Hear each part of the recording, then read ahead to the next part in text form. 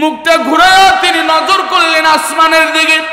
আমরা যেমন চাঁদের দিকে নজর করি, সূর্যের দিকে নজর করি, তারকার দিকে নজর করি, আসমানে মেঘ আছে কিনা নজর করি, বৃষ্টি হবে কিনা নজর করি, ঠিক পয়গম্বর উপরের দিকে নজর করলেন।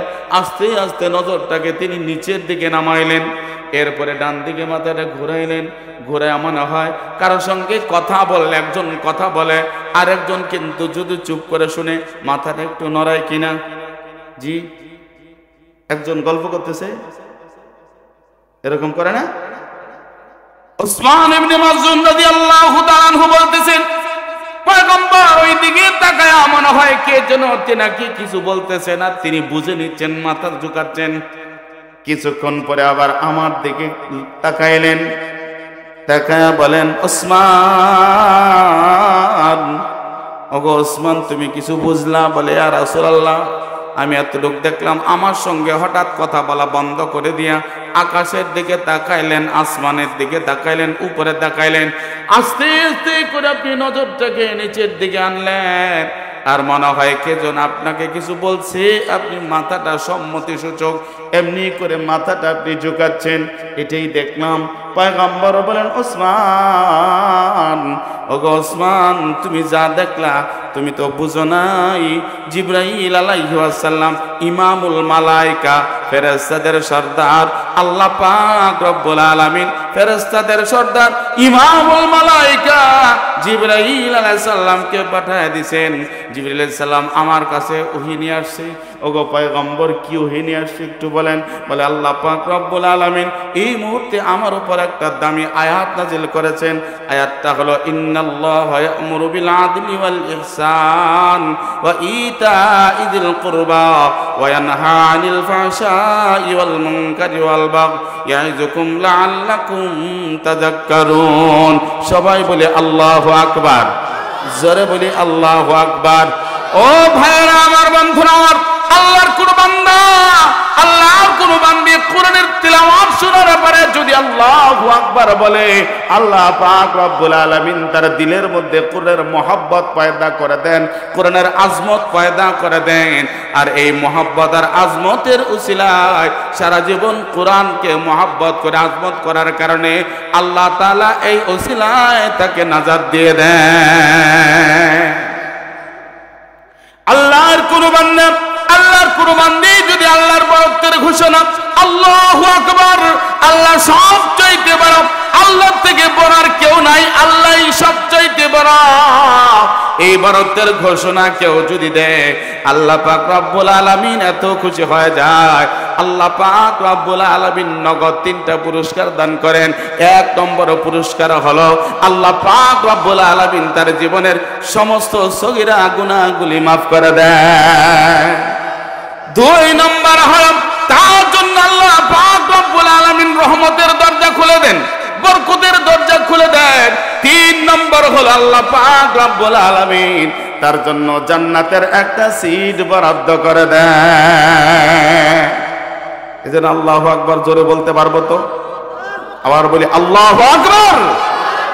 ভাইরা আমার, বন্ধুরা আমার, এই আয়াত উসমান ইবনে মাযউন রাদিয়াল্লাহু তাআলা আনহু বলেন, এই আয়াত যখনই আমার সামনে নাজিল হলো, পয়গম্বর যখন আয়াতটা তেলাওয়াত করলেন, আমার দিলের মধ্যে ঈমান পরিপূর্ণ হয়ে গেল। আর পয়গম্বরের প্রতি আমার মহব্বত আর ভালোবাসা আগের থেকে বহুগুণ বেশি হয়ে গেছে। রাসূলের মহব্বত আমাদের দিলে আছে না নাই? রাসূলের মহব্বত দরকার আছে না নাই?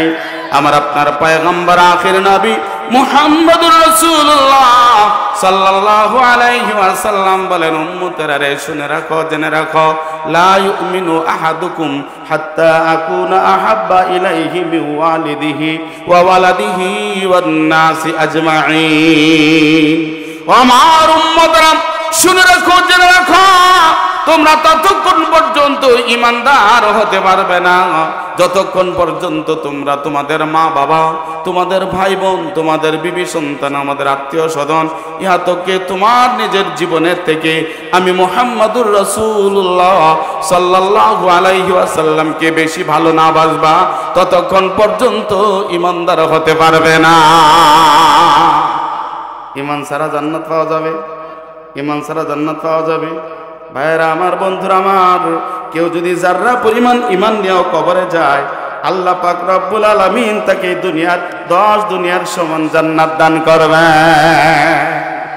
ইমানের দাম এত বেশি, ইমান সবচাইতে দামি সম্পদ। আজকে এই ইমান নষ্ট করার জন্য মুসলমানদের উপরে হাজারো চক্রান্ত চলতেছে। কাদিয়ানীদের চক্রান্ত, ইহুদিদের চক্রান্ত, খ্রিস্টানদের চক্রান্ত, এরপরে হিন্দুদের একটা গ্রুপ বর্তমান কাজ করতেছে।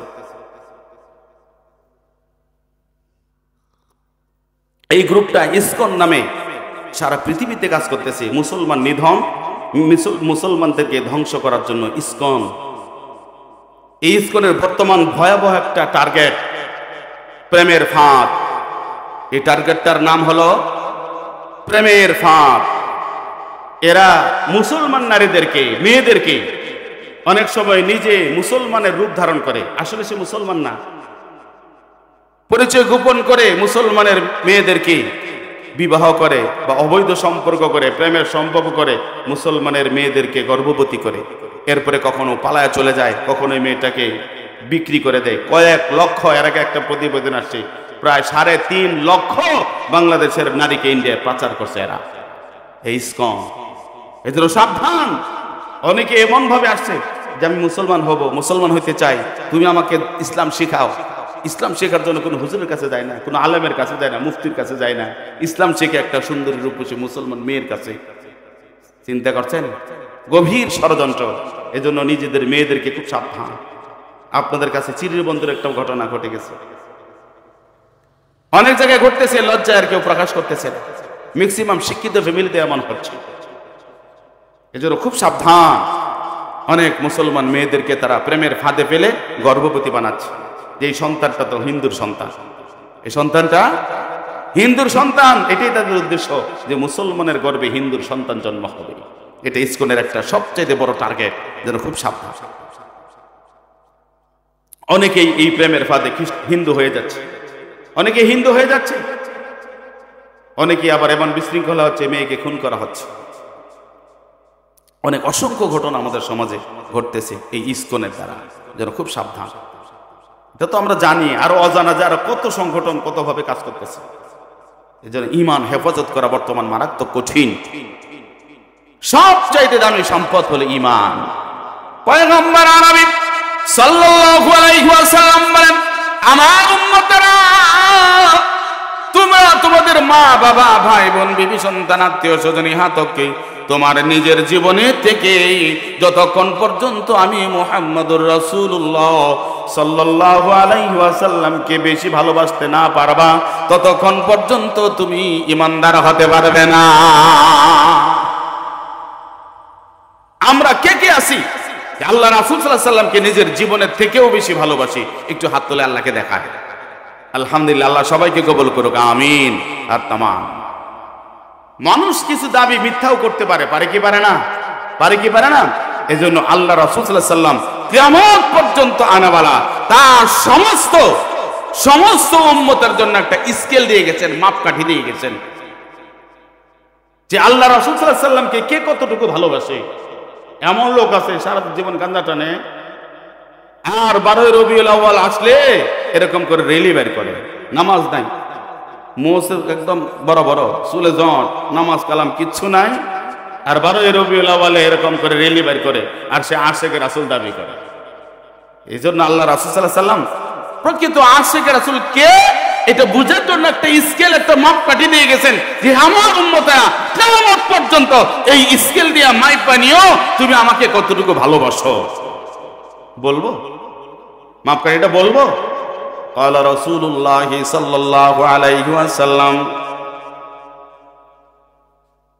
من أحب سنتي فقد أحبني ومن أحبني كان معي في الجنة। ও আমার উম্মতেরা শুনে রাখো, জেনে রাখো, মান আহাব্বা সুন্নতি, যে আমার সুন্নতকে ভালোবাসলো, যে আমার সুন্নতকে ভালোবাসলো, আমার আদর্শকে ভালোবাসলো, আমার তরিকাকে ভালোবাসলো, ফাকাত আহাব্বানি, শুধুমাত্র কেবলমাত্র ওই ব্যক্তি আমাকে ভালোবাসলো। অর্থাৎ যে রাসূলের সুন্নতকে ভালোবাসে না, রাসূলের আদর্শ অনুযায়ী জীবন যাপন করে না, আল্লাহ রাসূলের মহব্বত তার দিলে থাকতে পারে না।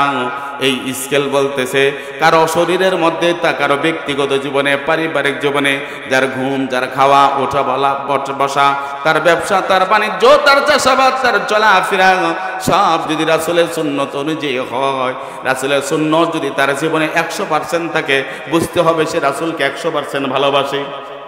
আর কারো মধ্যে যদি 90% রাসূলের সুন্নত থাকে, 10% না থাকে, বুঝতে হবে সে রাসূলকে 90% ভালোবাসে। যার মধ্যে রাসূলের সুন্নত অর্ধেক আছে, অর্ধেক নাই, রাসূলের ইত্তেবা অর্ধেক মানে না, বুঝতে হবে রাসূলকে সে অর্ধেক ভালোবাসে, অর্ধেক ভালোবাসে না। যার মধ্যে 10% সুন্নত আছে, 10% অনুসরণ অনুকরণ আছে, 10% ইত্তেবা আছে, বুঝতে হবে সে রাসূলকে 10% ভালোবাসে। যার মধ্যে কোনো সুন্নত নাই, বুঝতে হবে যে যতই দাবি করুক তার অন্তরে রাসূলের ভালোবাসা না। স্কেলটা বুঝাই দিলাম। মান আহাব্বা সুন্নতি ফাকাদ আহাব্বানি ওয়া মান আহাব্বানি কানা মাই ফিল জান্নাহ। আর পয়গম্বর বলেন যে আমার সুন্নতকে ভালোবাসার মাধ্যমে, আমার তরিকাকে ভালোবাসার মাধ্যমে, আমার আদর্শকে ভালোবাসার মাধ্যমে আমি মুহাম্মদুর রাসূলুল্লাহ সাল্লাল্লাহু আলাইহি ওয়াসাল্লামকে ভালোবাসবে, আল্লাহ পাক রব্বুল আলামিন আমার সঙ্গে তাকে জান্নাতে রাখবে। কানা মাই ফিল জান্নাহ, আমার সঙ্গে সে জান্নাতে থাকবে। হযরত উসমান ইবনে মাযউন রাদিয়াল্লাহু তাআলা আনহু বলেন, এই আয়াতের তিলাওয়াত শোনার পরে আর রাসূলের ব্যবহার দেখার পরে রাসূলের মহব্বত আমার অন্তরে 100% হয়ে গেছে। এই আয়াতটা কত দামি আয়াত! আকসাম ইবনে সাইফি একটা দলের লিডার, একটা এলাকা, একটা কওমের সর্দার। আকসাম ইবনে সাইফি তাওরাতের একজন কারি ছিলেন, যেমন অনেক কোরআনের বড় বড় কারি আছে। কারি হাবিবুল্লাহ বেলালী ছিল, কারি সাইদুল ইসলাম আসাদ আছে, কারি আবু রায়হান আছে, এমন অনেক কারি আছে বাংলার জমিনে। ঠিক সে একজন তাওরাত জাবর ইনজিলের কারি ছিল। সে তার কওমের লোকদেরকে ডেকে বলতেছে, শুনলাম যে মুহাম্মদ সাল্লাল্লাহু আলাইহি সাল্লাম মক্কার মধ্যে আবির্ভাব ঘটছে, আমি একটু তার সঙ্গে মোলাকাত করতে চাই, দেখা করতে চাই, সে প্রকৃত সত্য নবী কিনা যাচাই করতে চাই। আকসাম ইবনে সাইফির লোকেরা বলে, আমাদের লিডার, সম্মানিত আমাদের নেতা, আপনি আমাদের কওমের নেতা, কওমের সর্দার, আপনি সরাসরি যায় না, যাওয়াটা ঠিক হবে না। আগে আমাদের মধ্যে থেকে 2 জন বিচক্ষণ মানুষকে পাঠিয়ে দেন, তারা কিছু হালত অবজারভেশন করে আসবে, এর উপরে আপনি চিন্তা ভাবনা করবেন যাওয়া যাবে কি যাবে না। যদি আপনি বুঝে ফেলেন যে সে সত্য নবী, আপনি যাবেন। যদি বুঝেন যে না সে ভণ্ড, তাহলে যাওয়ার দরকার নাই। আকসাম ইবনে সাইফি 2 জন বিচক্ষণ মানুষকে পাঠিয়ে দিতে, যাও তোমরা 2 জন যাইবা, তার সম্পর্কে বিস্তারিত তথ্য উপাত্ত নিবা, আর আমার পক্ষ থেকে 2টা প্রশ্ন তার কাছে পেশ করবা। এই 2 জন প্রতিনিধি চলে আসছে। 2 জন প্রতিনিধি আসে বলতেছে, ও মুহাম্মদ সাল্লাল্লাহু আলাইহি ওয়াসাল্লাম, আমরা অমুক গোত্রের মানুষ, আমাদের নেতা আকসাম ইবনে সাইফি আমাদের কওমের লিডার, আমাদের কওমের সর্দার, সে তাওরাতের আলেম, তাওরাতের কারি, সে জাবুরের আলেম, জাবুরের কারি, ইনজিলের আলেম, ইনজিলের কারি। সে আমাদেরকে তাওরাত শোনায়, জাবুর শোনায়, ইনজিল শোনায়। আমাদের দলনেতা, আমাদের কওমের সর্দার আকসাম ইবনে সাইফের পক্ষ থেকে আপনার কাছে আসি। তিনি আপনাকে 2টা প্রশ্ন করেছেন, এই 2টার প্রশ্নের উত্তর নিয়ে যাইতে বলছেন। 1 নম্বর হলো মা আনতা, 2 নম্বর মান আনতা। এই 2টা প্রশ্ন,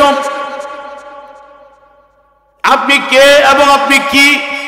পয়গম্বর বললেন, মুহাম্মদ ইবনে আব্দুল্লাহ, আমি হলাম আব্দুল্লাহর ছেলে মুহাম্মদ, আর হলো আমি মুহাম্মদুর রাসূলুল্লাহ, আমি মুহাম্মদ আল্লাহ পাক রব্বুল আলামিনের প্রেরিত রাসূল। আপনি কে? আমি আব্দুল্লাহর বেটা মুহাম্মদ। আপনি কি? আমি মুহাম্মদুর রাসূলুল্লাহ, আল্লাহর পক্ষ থেকে প্রেরিত রাসূল। বলেন না সুবহানাল্লাহ। এইবার পয়গম্বর বললেন, ও আকসাম ইবনে সাইফির প্রতিনিধিরা, তোমরা আসো, তোমাদেরকে একটা কোরআনের আয়াত শোনা দেই। এই আয়াতটা শুনে যাও। পয়গম্বর তেলাওয়াত করে দিলেন, ইন্নাল্লাহা ইয়া'মুরু বিল আদলি ওয়াল ইহসান ওয়া ইতা'i যিল কুরবা ওয়া ইয়ানহা আনিল ফাহশাই ওয়াল মুনকারি ওয়াল বাগই ইয়া'যুকুম লাআল্লাকুম তাযাক্কারুন। এই আয়াতটা পয়গম্বর তেলাওয়াত করে আর ওই দুইটা লোকের চোখ থেকে পানি ঝরঝর করে পড়তেছে, কারণ তারা আরবের মানুষ ছিল, তারাও এর অর্থ বুঝতেছিল।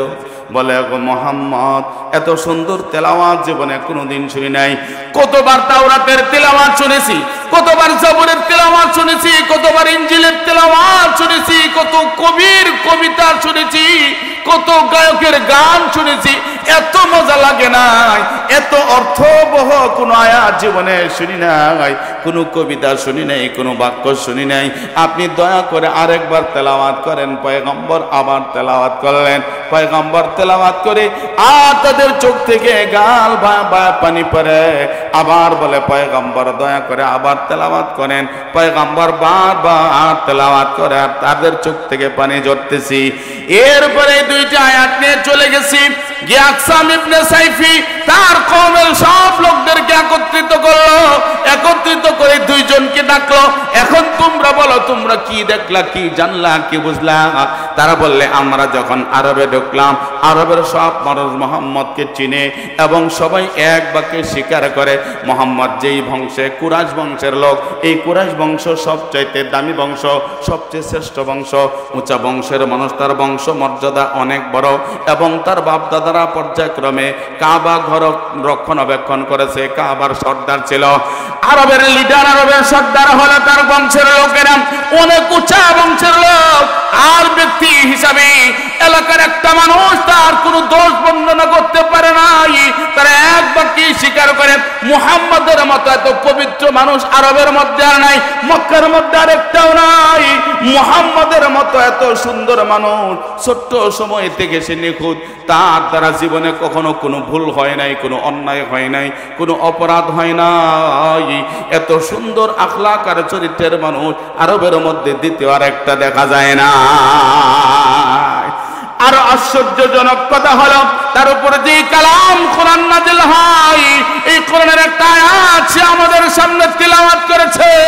ওগো আমাদের নেতা, আমাদের লিডার, আমাদের সর্দার, এত সুন্দর আয়াত জীবনে কোনোদিন শুনি নাই, এত সুন্দর তেলাওয়াত জীবনে কোনোদিন শুনি নাই। এত সুন্দর তেলাওয়াত আমরা নিজের চোখের পানি রাখতে পারি নাই, বারবার চোখ থেকে পানি ঝরে। আকসাম ইবনে সাইফি বলে, তাড়াতাড়ি আয়াতটা তেলাওয়াত করো, তাড়াতাড়ি পানা শোনায় দাও। তারা যখন শোনায় দিচ্ছে, ইন্নাল্লাহা ইয়া'মুরু বিল আদলি ওয়াল ইহসান ওয়া ইতা'i যিল কুরবা ওয়া ইয়ানহা আনিল ফাহশাই ওয়াল মুনকারি ওয়াল বাগই ইয়া'যুকুম লাআল্লাকুম তাযাক্কারুন। এই আয়াতটা যখন শোনায় দিয়েছি, আকসাম ইবনে সাইফি বলে, আর কোনো সন্দেহ নাই, এই আয়াত কোনো মানুষের বানানো আয়াত হতে পারে না, এটা মানুষের কোনো কথা হতে পারে না, এটা অবশ্যই আসমানের মালিক, জমিনের মালিক আল্লাহ পাক রব্বুল আলামিনের কথা। এতে কোনো সন্দেহ নাই। কুনুর আসাউ, তোমরা সকলেই তাড়াতাড়ি কালমা পড়ে ইসলামের জন্য মাথা হয়ে যাও। ওয়ালা তাকুনু আজনাবা, তোমরা পিছনে পইরা লেজ হয়েও না, লেজের দাম নাই, মাথার দাম আছে। তোমরা মাথা হয়ে যাও, তাড়াতাড়ি কালমা পড়ে নাও। কওমের সমস্ত মানুষ এই আয়াতের তেলাওয়াত শোনার সঙ্গে সঙ্গে সবাই কালমা পড়ে নিয়েছে, লা ইলাহা ইল্লাল্লাহু মুহাম্মাদুর রাসূলুল্লাহ সাল্লাল্লাহু আলাইহি ওয়াসাল্লাম। ভাইরা আমার, বন্ধুরা আমার, এই আয়াতটা আমার একটা দামি আয়াত। হযরত আব্দুল্লাহ ইবনে আব্বাস রাদিয়াল্লাহু তাআলা রাইসুল মুফাসসিরিন, যিনি সমস্ত মুফাসসিরদের সর্দার, তিনি বলেন, কোরআনের আর কোন আয়াত যদি নাযিল না হয়তো 6666টা আয়াতের মধ্যে যদি এই একটা মাত্র আয়াত আল্লাহ পাক রব্বুল আলামিন নাজিল করতেন, আর এই আয়াতটার উপরে যদি মানুষ আমল করত, তাহলে মানুষের জিন্দেগি সুন্দর হওয়ার জন্য যথেষ্ট হয়ে যাইত, আর কোনো আয়াতের প্রয়োজন হইত না। মানুষের চরিত্র গঠন, সমাজ গঠন, রাষ্ট্র গঠন, সারা পৃথিবীর শান্তি শৃঙ্খলা সৌন্দর্যের জন্য, সমস্ত অশান্তি দূর করার জন্য, সকল অন্যায় অপরাধ দূর করার জন্য এই আয়াত থেকে দামি আর কোন আয়াত নাই। এই আয়াত আব্দুল্লাহ ইবনে আব্বাস রাদিয়াল্লাহু তাআলা আনহু বলেন, কোরআনের সবচাইতে দামি আয়াত আয়াতুল কুরসি। এরপরেই যে আয়াতটা সবচাইতে বেশি অর্থবহ গুরুত্বপূর্ণ, সেটাই হলো সূরা নাহলের 90 নম্বর আয়াত। বলেন সুবহানাল্লাহ। আয়াতুল কুরসি মুখস্থ আছে না? জি, এটা অনেক দামি আয়াত। আজকে আমাদের সমাজে আয়াতুল কুরসি তো দূরের কথা, কিছু মুসলমান আছে যে জীবনে কোরআনের ধারে কাছে যায় না। এই আয়াতুল কুরসি এমন একটা আয়াত, আল্লাহ রাসূল সাল্লাল্লাহু আলাইহি ওয়াসাল্লাম বাইতুল মাল পাহারা দেওয়ার জন্য আবু হুরায়রা রাদিয়াল্লাহু তাআলাকে ফিট করছে। এই আবু হুরায়রা, বাইতুল মাল পাহারা দাও। সারা রাত মালের স্তূপ, খেজুর, বিশাল স্তূপ পাহারা দিচ্ছে, পাহারা দিচ্ছে। এক চোর আসছে, চোর আইসা হাত ঢুকায়া দিয়া খেজুর দিচ্ছে। ওই সময় আবু হুরায়রা রাদিয়াল্লাহু তাআলা ধরে ফেলছে, এমন ভাবে ধরছে আর সারা কান্নাকাটি শুরু করছে যে সাইরা দাও, আর আসবো না। আবু হুরায়রা রাদিয়াল্লাহু তাআলা খুব নরম মনের মানুষ ছিল, খুব নরম তবিয়তে সাইরা দিছে। সকালে গিয়ে আল্লাহ রাসূল সাল্লাল্লাহু আলাইহি ওয়াসাল্লামের কাছে বলতেছি, ইয়া রাসূলুল্লাহ, একটা লোক আসছিল, চোখগুলো বড় বড়, দাঁতগুলা বড় বড়, চেহারাটা ভয়ঙ্কর, চুলগুলা কুকরা কুকরা, নখগুলো বড় বড়। কি মনে হয় আপনাদের লোকটা ভয়ঙ্কর না? নখগুলা বড় বড়, দাঁতগুলা বড় বড়, চোখটা বড় বড়, চুলগুলা কুকরা কুকরা, ভয়ঙ্কর বিশ্রীছে হাতে। ইয়া রাসূলুল্লাহ, মাল নিতে ধরছিলাম, যেতে দেই নাই। আল্লাহ রাসূল সাল্লাল্লাহু আলাইহি ওয়াসাল্লাম বলছেন, কালকে আবার আসবে, ও আবার কালকে আসবে, সাবধান থাকো। ঠিকই পরে রাত্রে আবার আসছে, আবার আইসা মাল দিতে ধরছে। আবু হুরায়রা রাদিয়াল্লাহু ধরে ফেলছে, বলছে আজকে তোমার সারণ নাই, আল্লাহ রাসূলের দরবারে নিয়ে যাবো, তোমার বিচার হবে। খুব কান্নাকাটি শুরু করছে, বলতেছে আমার বাচ্চারা না খায় আছে, বউ বাচ্চারা না খায় মরতেছে, খুব বেকায়দা করে বিপদে পরে আসছি, ছেড়ে দেন, আর জীবনে ওয়াদা করতেছে আর জীবনে আসবে। আবু হুরায়রা রাদিয়াল্লাহু তাআলা নরম মনে ছেড়ে দিয়েছে, যা। আল্লাহ রাসূল সাল্লাল্লাহু আলাইহি ওয়াসাল্লামের কাছে আবার ঘটনা বর্ণনা করতেছে। আল্লাহ রাসূল বলেন যে, আবু হুরায়রা আবার আসবে, আবার আসবে, এই রাত্রেও আসবে। ঠিক পরে রাত্রে আবু হুরায়রা খালি দেখে কোন সময় আসে, যে ঠিকই সুন্দর করে আস্তে আস্তে করে আসে, হাত ঢুকাই দিচ্ছে। আবু হুরায়রা রাদিয়াল্লাহু তাআলা বলছে, আজকে জান থাক আর যাক, তোকে আর ছাড়তেছি না, এমন ধরা ধরছে আর ছাড়ে না। খুব কান্না কাটি, কাকুতি মিনতি, অনুরোধ বিনুরোধ যা আছে সব শেষ, ছাড়ে না। সর্বশেষ বলতেছে, আবু হুরায়রা, তুমি যদি আমাকে ছাইরা দাও, আমি তোমাকে একটা আমল শিখাই দিব। যদি ছাইরা দাও তাহলে একটা আমল শিখাই দিব। বলছে, আগে কি আমল? বলতেছে, আমলটা হলো কেউ যদি আয়াতুল কুরসি তেলাওয়াত করে, আয়াতুল কুরসি তেলাওয়াত করে, তার জান মালের হেফাজত সরাসরি আল্লাহর কুদরতি জিম্মায় হয়ে যায়। কেউ আয়াতুল কুরসি যদি তেলাওয়াত করে, এর জান মালের হেফাজত স্বয়ং আল্লাহ তাআলা করেন। এর বাস্তব একটা কারিগরি আমি বলতেছি। মাস্তুরাত সহ 3 দিনের জামাত, আমবাড়িতে মাস্তুরাত সহ 3 দিনের জামাতে আসছে। আমার আহলিয়া সহ, মাস্তুরাত সহ জামাত বুঝেন তো, মহিলাদের সহ মাস্তুরাত সহ জামাতে যাওয়ার সময় আমার স্ত্রী বলতেছে, তালা লাগায় দেন। তালা লাগাইছি, তো বলতেছে আয়াতুল কুরসি পড়ে এবার এটা বন্ধ করে দেন। আয়াতুল কুরসি পড়ে একটা ইশারা দিয়া ফুকায় দিয়ে চলে গেছি। 3 দিন পর আসছি, তালা খুলছি, ভিতরে ছিটকানি লাগানো, খুলে না। অনেক চেষ্টা করছি, খুলে না। ব্যাপার কি? পাশের বাসায় এক রুম, আমাদের 3টা রুম এবং রান্নাঘর সহ বাথরুম সহ একটা গ্রিলের ভিতরে, ফ্ল্যাট সিস্টেমের মতো। এই গ্রিল মোটা একটা শাবল দিয়ে গ্রিল ভাঙছে, তালা ভাঙতে পারে নাই, গ্রিল ভাঙছে। এরপরে দেখি 3টা রুম, 3 রুমেই তালা ভাঙ্গা। মাঝখানের রুমটা মোটরসাইকেল ছিল, মোটরসাইকেলটা আছে। বাকি এখনো পর্যন্ত একটা চুল পরিমাণ জিনিস নষ্ট হয় নাই, শুধু ওই গ্রিলটাই ভাঙছে, তালাগুলো ভাঙছে। ঘরে সব মাল অক্ষত আছে। ওই যে ইয়াটা নিয়ে আসছিল শাবলটা, ওইটাও রেখে গেছে। কেমনে পার হয়েছে আল্লাহ ভালো জানে, কিন্তু কিচ্ছু নিতে পারে নাই। আমার বিশ্বাস হয়ে গেছে ওই যে আয়াতুল কুরসি আমি পড়ছি, আল্লাহ তাআলা হেফাজত করছেন। ঘরের তালা খুলছে, তালা ভাঙছে, অথচ আমার মোটরসাইকেল আছে, বাড়ির সব জিনিস ঠিক আছে। তাহলে আয়াতুল কুরসি। এবার বলতে ঠিক আছে, এত দামি ফজিল শিখাই দিছি, যা। পরের দিন আল্লাহ রাসূল সাল্লাল্লাহু আলাইহি ওয়াসাল্লাম বলছেন যে হে আবু হুরায়রা, যে তোমার 3 দিন আসছে ও কিন্তু মিথ্যুক, কিন্তু যা বলছে সত্য বলছে। সে কিন্তু মিথ্যুক, কিন্তু যা বলছে সত্য বলছে। ও হলো ইবলিস, শয়তান। চিন্তা করছেন?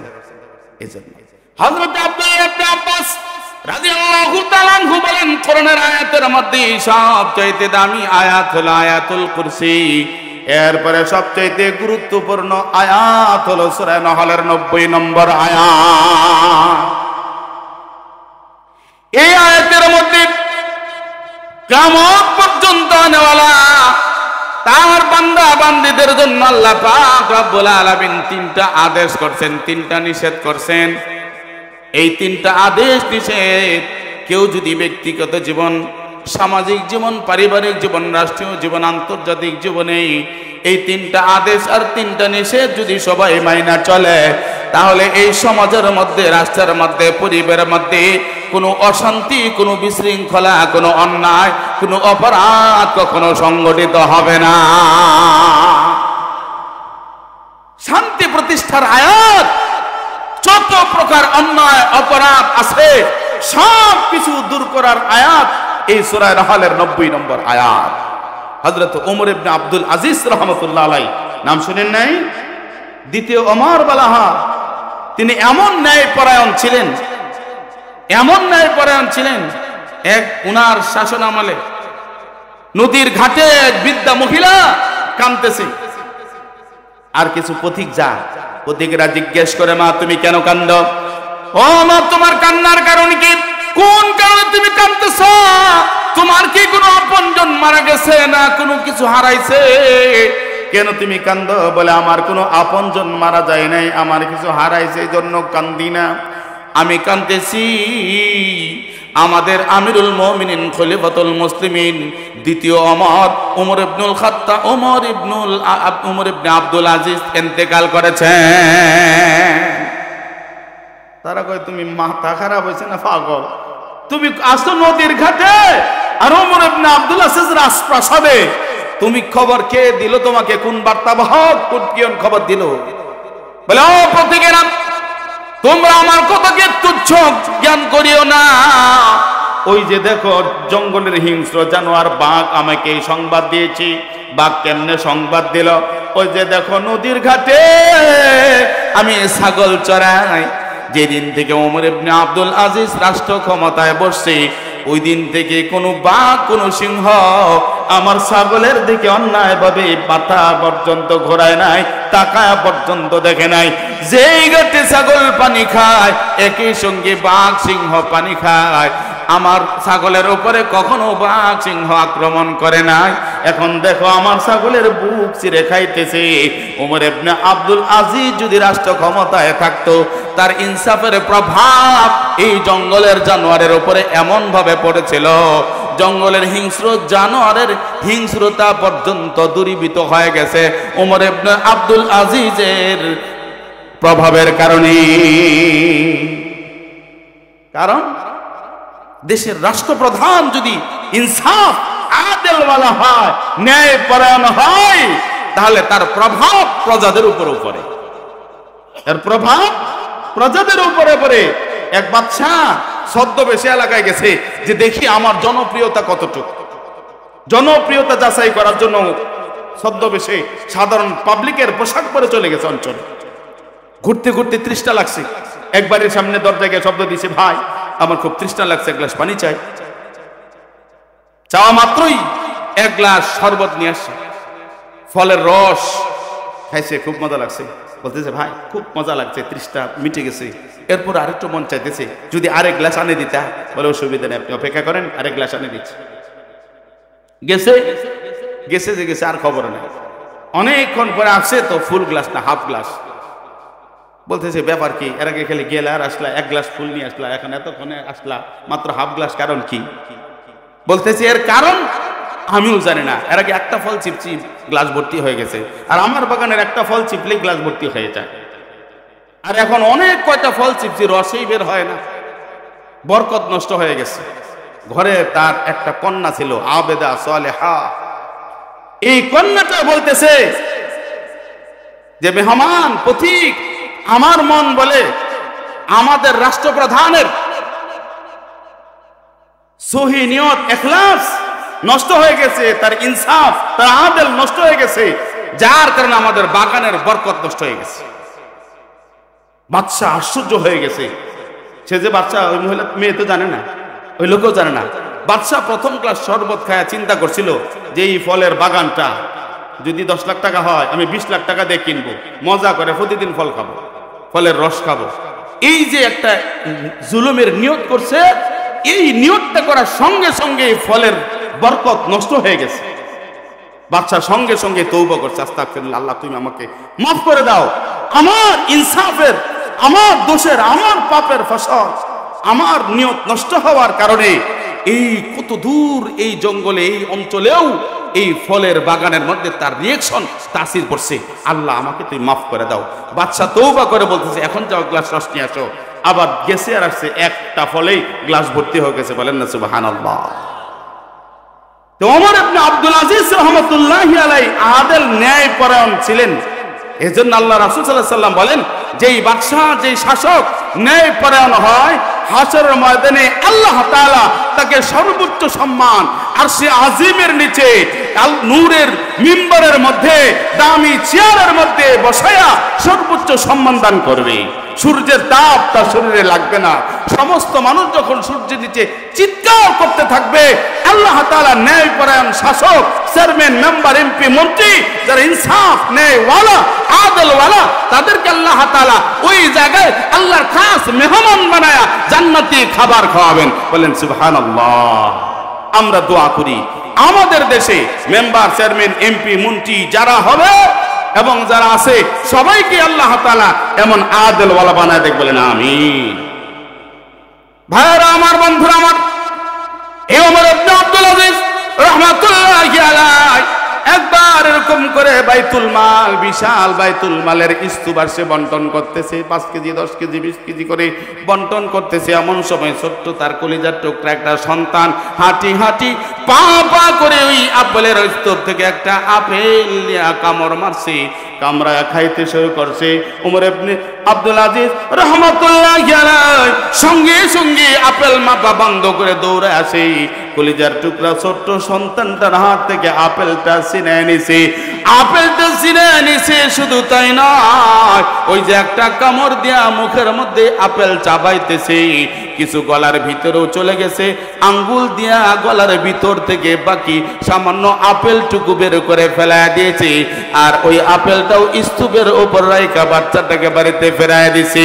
ওমর ইবনে আব্দুল আজিজ রাহমাতুল্লাহি আলাইহি বাইতুল মালের ফল বিতরণ করে যখন বাড়িতে ঢুকছে, দেখে বাচ্চা আপেল খায়, গরম হয়ে গেছে, ব্যাপার কি, আপেল পাইলো কোন জায়গায়? বিবি ডাক দেয়া বলে, এটা আপনার বাইতুল মালের আপেল নয়, এটা সরকারের আপেল নয়, এই আপেল হলো আমার সন্তানের মুখ থেকে আপনি আপেল কেড়ে নিয়েছেন, হাত থেকে কেড়ে নিয়েছেন, গলার থেকে টানে বের করছেন, তার কান্না থামানোর জন্য বাজার থেকে খাদেমের দ্বারা আপেল কিনে আনে দিছি, এটা হলো বাজারের কিনা আপেল।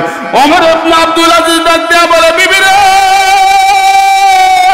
ওর বিবি, আমি জানি না তোকে কিভাবে বুঝাবো, আমি আমার সন্তানের হাত থেকে আপেলটা কেড়ে নিয়ে তার মুখ থেকে যখন আপেলের অংশগুলা বের করতেছিলাম, আমার মন বলতেছিল আমি যেন আমার নিজ হাতে আমার কলিজাটা ছেড়ে বের করতেছিলাম। কিন্তু বিবির আমি তো নিরুপায়, আল্লাহর দরবারে, আল্লাহর আদালতে আমাকে জানাইতে হবে। আল্লাহ পাক রব্বুল আলামিন যদি জিজ্ঞেস করে, ওমর ইবনে আব্দুল আজিজ রে, একটা ফল অন্যায়ভাবে তোর ছেলেকে হারাম খাওয়াইছিলি, আল্লাহর দরবারে আমি কি জবাব দেব? এই জন্য আল্লাহর ভয়ে, আল্লাহর আদালতের ভয়ে আমি আমার সন্তানের মুখ থেকে আপেলটা টানে বের করেছি। ওমর ইবনে আব্দুল আজিজ রহমতুল্লাহি আলাইহি এমন ন্যায়পরায়ণ বাদশা ছিলেন, শাসক ছিলেন ওমর ইবনে আব্দুল আজিজ রহমতুল্লাহি আলাইহি।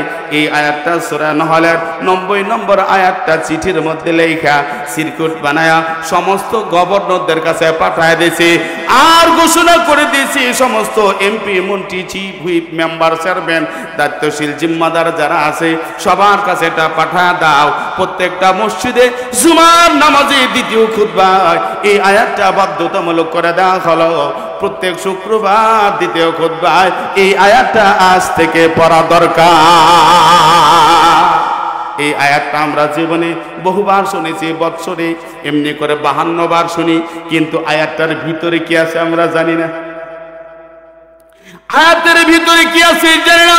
এই আয়াতটা যদি আমরা বুঝতাম, এই আয়াতটা যদি আমরা মানতাম, আমাদের সমাজে কোনো অন্যায় থাকতো না, কোনো অপরাধ থাকতো না, সমস্ত অন্যায় অপরাধ দূর হয়ে যাইত। আল্লাহ পাক রব্বুল আলামিন কুরআন নাযিল করছেন সমাজ সংস্কারের জন্য। আল্লাহ রাসূল সাল্লাল্লাহু আলাইহি ওয়াসাল্লাম বলেন, আমার উম্মতরা শুনে রাখো, এই যুগ জীবনে পৃথিবীর ইতিহাসে যত যুগ আসছে এবং যত যুগ আসবে এর মধ্যে সবচেয়ে শ্রেষ্ঠ যুগ খায়রুল কুরুনি করনি সুম্মাল্লাযিনা ইয়ালুনহুম সুম্মাল্লাযিনা ইয়ালুনহুম, হলো আমার সাহাবাদের যুগ, তারপরে হলো আমার তাবিঈদের যুগ। ভাইয়েরা আমার, বন্ধুরা আমার, পৃথিবীর সব মানুষ হিন্দু বৌদ্ধ খ্রিস্টান যে কোনো ধর্মের লোক হোক না কেন, শিক্ষিত হোক আর অশিক্ষিত হোক, শহরের হোক আর গ্রামের হোক, গরিব হোক আর ধনী হোক, যদি জিজ্ঞেস করা হয় ভাই পৃথিবীর ইতিহাসে কোন জাতি সবচাইতে বর্বর ছিল, কোন যুগটা বর্বরতার যুগ ছিল, যেই যুগকে বর্বরতার যুগ বলা হয়, যাদেরকে বর্বর জাতি বলা হয়, এক বাক্যে বলবে আইয়ামে জাহিলিয়াত। আল্লাহ রাসূল সাল্লাল্লাহু আলাইহি ওয়াসাল্লাম যেই সময় আবির্ভাব হয়েছেন, যেই সময় দুনিয়ায় আগমন করছেন, ওই সময়ের যুগটাই ছিল সবচাইতে বর্বর।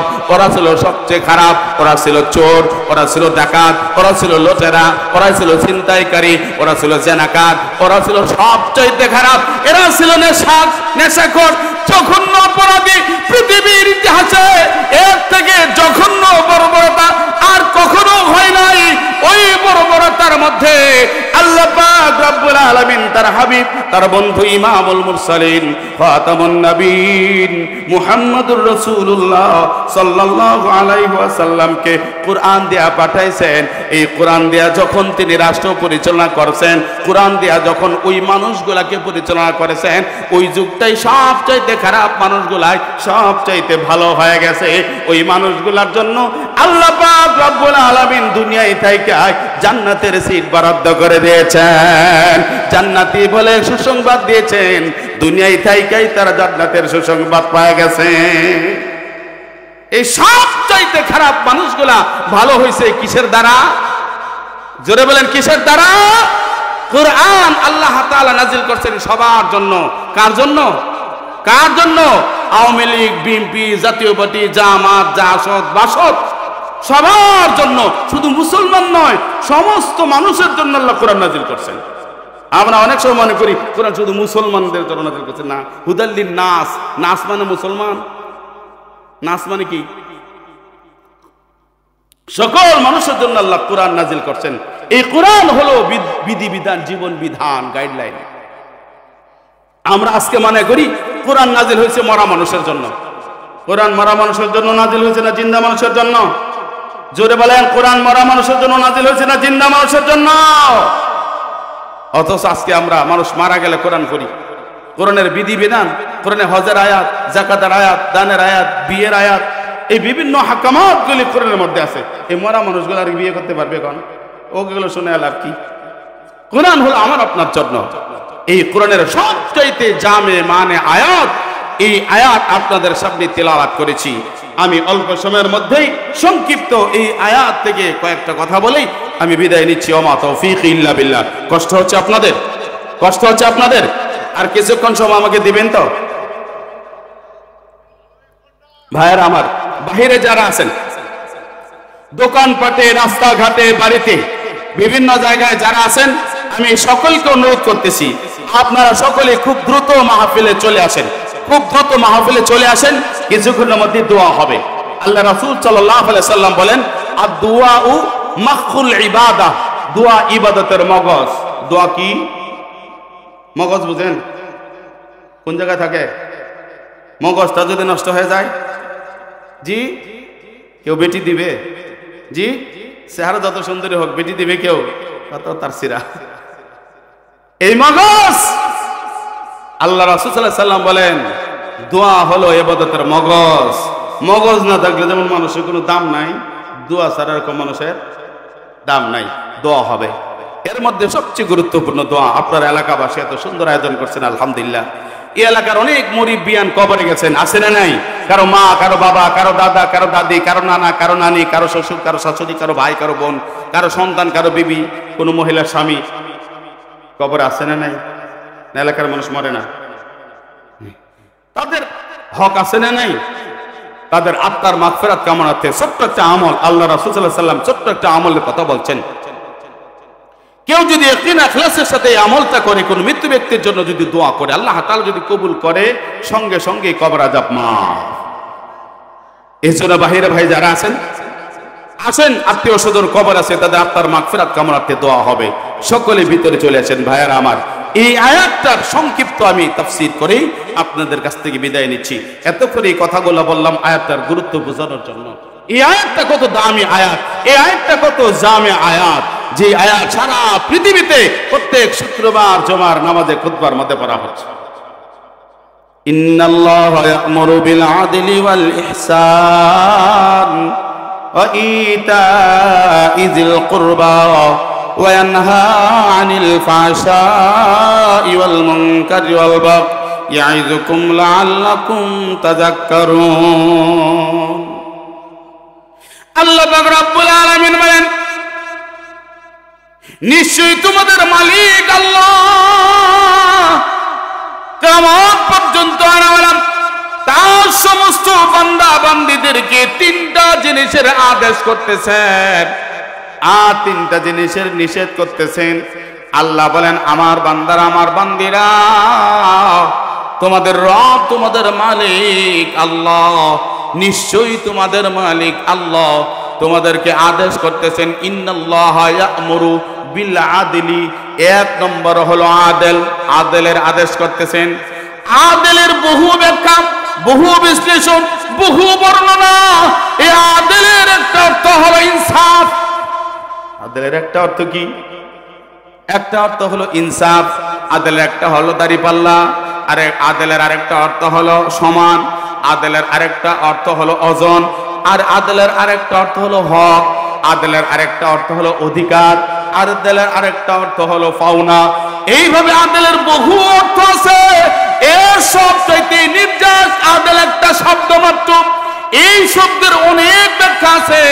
সব ব্যাখ্যার নির্যাস হলো যার যেটা হক, যার যেটা পাওনা, যার যেটা অধিকার, এটা সঠিকভাবে আদায় করে দেওয়ার নাম হলো আদেল। আমি সংক্ষিপ্ত আকারে আদেলের ব্যাপারে সংক্ষিপ্ত বলতেছি। সর্বপ্রথম আমরা ফ্যামিলির থেকে শুরু করে আমরা পরিবারের সদস্য, মানুষ সামাজিকভাবে জীবন যাপন করে, আমরা পারিবারিকভাবে জীবন যাপন করি। পরিবার থেকে আমরা আদেল শুরু করি, ইনসাফ শুরু করি। সর্বপ্রথম হলো পরিবারের প্রধানকে, জি বাবা, বাবা পিতা প্রধান নাকি বলেন? এক নম্বর হলো বাবা। এই বাবার অধীনে আছে সন্তান।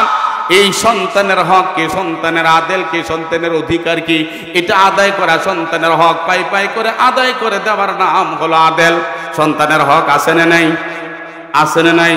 বহু জায়গায় আমরা ওয়াজ করতে যাই আর বলে, হুজুর একটু দোয়া কইরা দেন, আমার ছেলেটা নাফরমান হয়ে গেছে, আমার ছেলেটা কথা শুনে না, আমার ছেলেটা লাঞ্ছিত হয়ে গেছে, হুজুর একটু দোয়া করে দেন।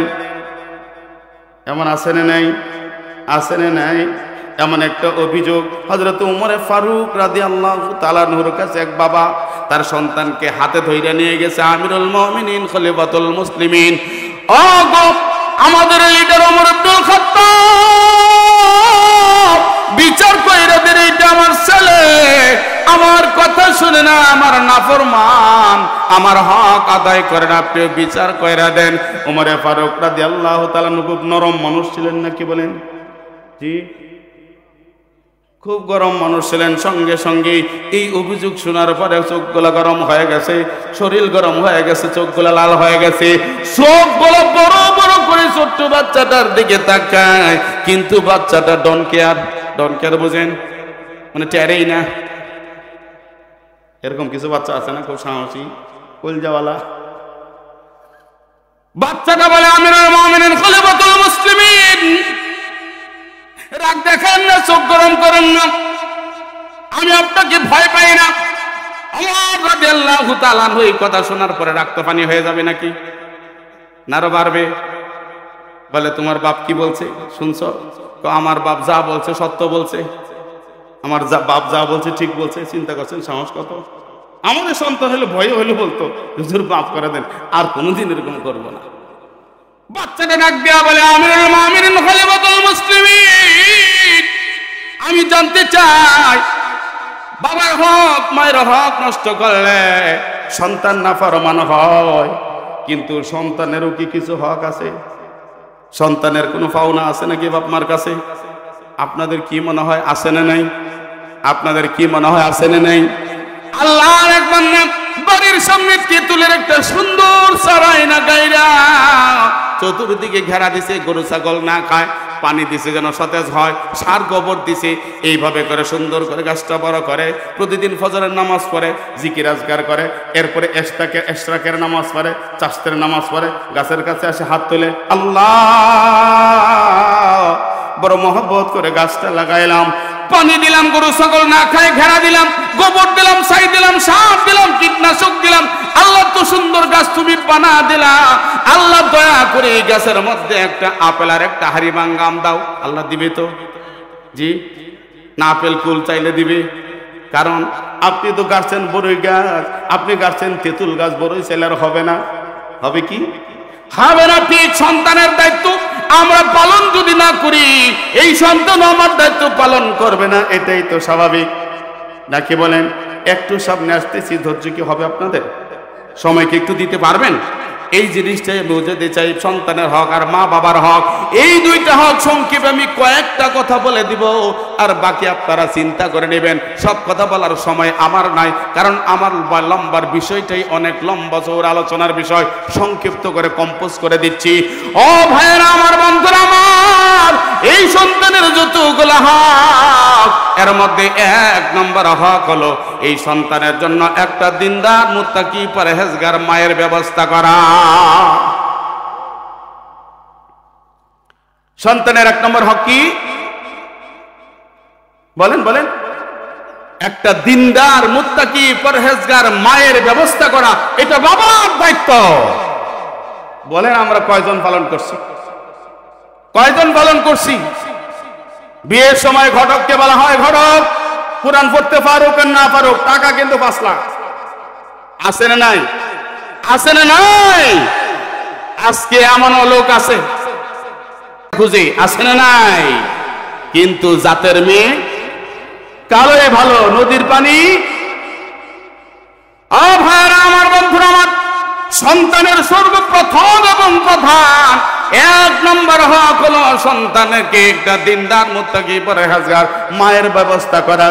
কারণ মা যদি আবেদা সালেহা হয়, মা যদি পর্দানশীল হয়, মা যদি নেককার হয়, এর প্রভাব সন্তানের উপর পড়বে। ফ্যাক্টরি যদি ভালো হয়, প্রোডাকশন ভালো হবে, হবে কি হবে না? ডাইসটা যদি বেকা থাকে, ফর্মা যদি বেকা থাকে, প্রোডাকশনও বাঁকা হবে কি হবে না? এক নম্বর হক আমরা কয়জন আদায় করছি? আজকে আমরা নিজে সন্তানের এক নম্বর অধিকার, এক নম্বর হক, এক নম্বর যে দায়িত্বটা ছিল, এটা আমি আমার সন্তানকে দিতে পারি নাই। যার কারণে সন্তানের কাছে যেমন তেঁতুল গাছ লাগায়া আম হাড়িভাঙ্গা আম চাওয়া বোকামি, এই সন্তানের আপনি নিজেই এক নম্বর সন্তানের পায়ে কুড়াল মারছেন, আপনি আর কি আদায় করতে পারবেন? যেটা পাইছেন এইটাই বোনাস। এক নম্বর সাবধান যুবকেরা যারা বিয়ে করো নাই, আবেদা সালেহা নেককার মেয়ে বিয়ে করবা, টাকার লোভ করবা না। কারণ যারা টাকার বিনিময়ে যৌতুক নিয়ে বিয়ে করে, এই বিয়েটা একটা অভিশাপ, এই বিয়েটা একটা লানতপ্রাপ্ত বিয়ে। কারণ এটা শরীয়ত সমর্থন এটা হারাম, যৌতুক নেওয়া হারাম। আজকে আমাদের সমাজে যৌতুকটা হারাম মনে হয় না, বরং মহারণার টাকা, এটা নফল না মুস্তাহাব? দেখছেন, কেউ কয় মুস্তাহাব, কেউ নফল, কেউ কেউ ওয়াজিব পর্যন্ত উঠছে, এর উপর আর উঠে না। মহারণার টাকা আদায় করা ফরজ, ফরজ, ফরজে আইন, দিতেই হবে। এটা তার পাওনা, এটা তার হক, এটা তার অধিকার। এই জন্য সন্তানের 1 নম্বর হক দিনদার মায়ের ব্যবস্থা করা। এই মা যদি দিনদার হইতো, পরহেজগার হইতো, আবেদা সালেহা হইতো, সন্তানও দিনদার হইতো। আপনারা লক্ষ্য করবেন, একটা মা যদি নামাজি হয়, তার ছোট্ট বাচ্চাটা, 3 বছরের বাচ্চা, 2.5 বছরের বাচ্চাটাও তার কাছে যায়, নামাজ বিছায়া, ওড়না বিছায়া, কাপড় বিছায়া নামাজে দাঁড়ায় যায়। আপনারা দেখেন না কখনো? দাঁড়ায় কে দাঁড়ায় না। আর যদি মা গান শুনে, এই সন্তানটা গান বাজাইতে দেখবেন, দেখেন নাই? ছোট্ট বাচ্চা মা গান শুনে হয় নাড়া শুরু করে দিছে। এতে কি বোঝা যায়? এ শিখছে মায়ের কাছে। ও তো মাইকেল জ্যাকসনের কাছে যায় নাই, ও তো মায়ের কাছেই শিখছে। মায়ের প্রভাব সন্তানের উপর পড়ে। এক আল্লাহর ওলি বুজুর্গ সন্তানকে নিয়ে বাজারে যাইতেছে। সন্তান বাবার পিছনে পিছনে যায়, বড়ইওয়ালা ডাইলেতে বড়ই বিক্রি করে, হঠাৎ করে একটা বড়ই দিয়ে দিছে। এই দৃশ্যটা বাবার নজরে পড়ে গেছে। হাত থেকে ডালের মধ্যে বড়ইটা রাইখা বড়ইয়ের কাছে মাফ চায়া আবার বাড়িতে নিয়ে আসে, আর বাজার আর করে নাই। আসে বিবিকে রাগ দেখানো শুরু করছে, বল আমি তো জানতাম তুই আবেদা সালেহা, নামাজি, কোরআন পড়িস, পর্দা করিস, বল তোর সন্তান চোর হইল কেন? আমি তো জীবনে চুরি করি নাই, আমি তো জীবনে চুরি করি নাই, তোর সন্তান চোর হইল কেন? বিবি মাফ চায় যে স্বামী আমাকে মাফ করে দেন। এই সন্তান যখন পেটে ছিল, এই সন্তান যখন পেটে ছিল, তখন আমার খাওয়ার রুচি ছিল না, টকের প্রতি একটা আগ্রহ বেশি। পাশের বাসার বড়ই গাছ ডাল একটা আমার বাড়ির উপরে, একটা বড়ই বাড়ির উঠানে পড়ছে, লোভ সামলাইতে না পারে তার অনুমতি ছাড়াই বড়ইটা খাই নিয়েছিলাম, পাকা বড়ই। আমাদের সন্তানেরা কত আম চুরি করে আনে, কত বড়ই চুরি করে আনে, জীবনে কোনো বিচার নেই। আমি যখন অনেক ছোট, আমার মনে আছে একটা বাগান আমাদের এলাকায়, এক হিন্দুর বাড়ি অনেক দূরে, সবাই আম খায়। তো অন্য মানুষ আম পারতেছে, সবাই কুড়াইতেছে, তার মধ্যে আমিও 2-3টা আম কুড়াইছি, কুড়াই এরকম কোষার মধ্যে নিয়ে বাড়িতে। আমার আব্বা দেখতে পারছে, পিটাইতে পিটাইতে পিটাইতে পিটাইতে ওই বাড়ি পর্যন্ত নিয়ে গেছে। ওই হিন্দুর পাও ধরে মাফসা হয়েছে, আমগুলো এখানে ফেলায় মাফসা। আমার বাপ মাপ চাইছে, মাপ চাইছে, নিজেও মাপ চাইছে, আমার কাছে মাপ চাইছে। ওই যে শিক্ষা হয়েছে, শিক্ষা হয়েছে। জীবনে কারো জিনিস ধরা যাবে না, স্পর্শ করা যাবে না, কারণ চুরি করা মহাপাপ। আমার বাপ যদি দিন কিছু না বলতো, তো আমি তো ওই দিন আম চুরি করতাম, এরপরে আরো কাঁঠাল চুরি করতাম, আস্তে আস্তে চোর হয়ে যেতাম। আজকে যত চোর বাংলাদেশে আছে, এই চোরের মূল প্রশিক্ষণ প্রথমে কিন্তু ফ্যামিলি থেকেই হয়, ফ্যামিলি থেকেই হয়। বাপ মা তখন ছোটখাটো চুরি করছে, কেয়ার করে না, পর বড় হলে আর সামলাইতে পারে না। এদের সন্তান, মায়ের প্রভাব সন্তানের উপরে পড়ে। সন্তানের 1 নম্বর হক দিনদার মুত্তাকি পরহেজগার মায়ের ব্যবস্থা করা। 2 নম্বর হক হলো এই সন্তান জন্মের পরে সন্তানের ডান কানে আজান, বাম কানে একামত দেওয়া। আজান একামত দরকার আছে না নাই? সন্তান যখন ভূমিষ্ঠ হয়, ভূমিষ্ঠ হওয়ার সঙ্গে সঙ্গে একটা শয়তান দৌড়ে আসে, ওই সন্তানটাকে জোরে চাপ দিয়া জড়া ধরে এই শয়তানটা ওই সন্তানটাকে আক্রমণ করতে চাই।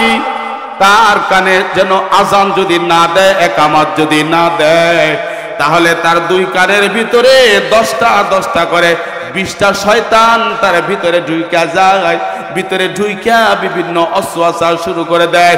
ওই নিষ্পাপ বেগুনা মাসুম বাচ্চাটার মধ্যেও প্রভাব বিস্তার করে, যার কারণে আজান একামত না দেওয়ার কারণে তার ভিতরে টিভি দেখার অসওয়াসা ঢুকায় দেয়, জেনার অসওয়াসা ঢুকায় দেয়, সুদের অসওয়াসা ঢুকায় দেয়, ঘুষের অসওয়াসা ঢুকায় দেয়, ফেন্সি ডিলের অসওয়াসা ঢুকায় দেয়, ইয়াবার অসওয়াসা ঢুকায় দেয়, বাবার অসওয়াসা ঢুকায় দেয়। এরকম করে বিভিন্ন নেশার অসওয়াসা ঢুকায় দেয়, বিভিন্ন অন্যায় অপরাধের অসওয়াসা ওই 20টা শয়তান তার ভিতরে ঢুকাইতে থাকে। আর মুসলমান সন্তান জন্ম হওয়ার পরে যদি ডান কানে আজান দেয়, আজানের সঙ্গে সঙ্গে 10টা শয়তান বের হয়ে যায়। বাম কানে যখন ইকামত দেয়, এই বাম কানের দুষ্টা শয়তান বের হয়ে যায়। আর সঙ্গে সঙ্গে আজান শেষ হওয়ার সঙ্গে সঙ্গেই ডান কান দিয়া 10টা ফেরেশতা ভিতরে ঢুকে যায়, বাম কান দিয়া 10টা ফেরেশতা ঢুকে যায়। তাকে নামাজের তরবিয়ত দিতে থাকে, রোজার তরবিয়ত দিতে থাকে, কোরআন তেলাওয়াতের তরবিয়ত দিতে থাকে, জিকিরের তরবিয়ত দিতে থাকে, মুরব্বিদের ইকরামের তরবিয়ত দিতে থাকে, ভালো আচরণের তরবিয়ত দিতে থাকে, সৎ ব্যবহারের তরবিয়ত দিতে থাকে। এই জন্য যত দ্রুত সম্ভব সন্তান ভূমিষ্ঠ হওয়ার পরে 2 নম্বর হক হলো তার ডান কানে আগান আর বাম কানে ইকামত দেওয়া লাগবে। অনেকেই এখন মিশনে যায়, বিভিন্ন খ্রিস্টানদের হাসপাতালে যায়, বাচ্চা জন্ম হয়, কারো 6 ঘন্টা, কারো 12 ঘন্টা, কারো 3 দিন পর্যন্ত কেউ ঢুকতে পারবে না, নিরক্ষণের মধ্যে আছে। এতে শয়তান ওর 12 বাজায় দিচ্ছে, ততক্ষণে সব শেষ হয়ে গেছে। এই জন্য সাবধান, কোন ফতোয়া দেয় দেখ, যত দ্রুত সম্ভব ভূমিষ্ঠ হওয়ার খুব দ্রুত ডান কানে আজান বাম কানে ইকামত, এটা সন্তানের অধিকার, এর নাম হলো আদল। 3 নম্বর হালাত, এই সন্তানের একটা সুন্দর নাম রাখতে হবে, সুন্দর নাম তাকে দিতে হবে, সুন্দর নাম রাখতে হবে। এরপরে সন্তানের আরেকটা হক হলো এই সন্তান তাকে তরবিয়ত শিক্ষা দেওয়া লাগবে, আদব শিক্ষা দেওয়া লাগবে। প্রত্যেকটা সন্তানের প্রথম উস্তাদ হলো তার মা। এই মা যদি আবেদা সালেহা হয়, পর্দানশীল হয়, খাওয়ার দোয়া শিখাবে, ঘুমানোর দোয়া শিখাবে, বাথরুমের দোয়া শিখাবে, সালাম দেওয়া শিখাবে, মুসাফা করা শিখাবে, কালেমা শিখাবে, বিভিন্ন দোয়া শিখাবে। আর মা যদি এরকম খারাপ হয়, ও গান শিখাবে। কি শিখাবে? গান শিখাবে, নাচ শিখাবে। এই জন্য এই দিন শিক্ষা দেওয়া, তরবিয়ত শিক্ষা দেওয়া, 7 বছর হইলেই নামাজের প্রশিক্ষণ দেওয়া। নামাজের কি দেওয়া? প্রশিক্ষণ। 7 বছর থেকে নামাজ পড়বে। এখন নামাজ যদি 7 বছর থেকে পড়তে হয়, নামাজ শিখতে হবে কয় বছরে? জি, 7 বছরে যদি নামাজ, আল্লাহ রাসূল বলছেন 7 বছর যখন সন্তান হবে তাকে নামাজের আদেশ করা, নামাজের প্রশিক্ষণ দাও, তখন থেকে নামাজ শুরু হবে। এখন 7 বছরে যদি নামাজ শুরু করতে বলে, তা নামাজ শিখতে হবে কয় বছরে? 9 বছরে না 10 বছরে? জি। আর আমরা তো অপেক্ষা করি মেট্রিক পাস করো, এরপরে চিল্লাই দিব, ওইখানে গিয়ে 5টা সূরা মুখস্থ করবে। অপেক্ষা রাখি মেট্রিক পাস করো, এরপরে চিল্লায় যাবে, গিয়ে 5টা সূরা মুখস্থ করবে, বা সারা জীবন আমল করবে, মুফতি হয়ে গেছে। 7 বছরের আগেই তাকে নামাজ শিখাইতে হবে। সানাফ, তাশাহুদ, দরুদ শরীফ, দোয়া মাসুরা, দোয়া কুনুত, রুকুর তাসবিহ, সিজদার তাসবিহ, উযুর তরিকা, উযুর সুন্নত তরিকা, গোসলের ফরজ, এগুলা। এরপরে কয়েকটা সূরা শুদ্ধ করে শিখাইতে হবে 7 বছরের আগেই। 7 বছরের আগে আমরা বলি, এখন 7 বছরে আমরা কয়জন আমাদের সন্তান 7 বছর আগে নামাজ শিখাইছি আর 7 বছর থেকে নামাজে নিয়ে গেছি? নিজেই তো নামাজে যায় না, নিজেই শুক্র আলী, তাহলে শুক্রবারে নামাজ পড়ি, আছে না নাই?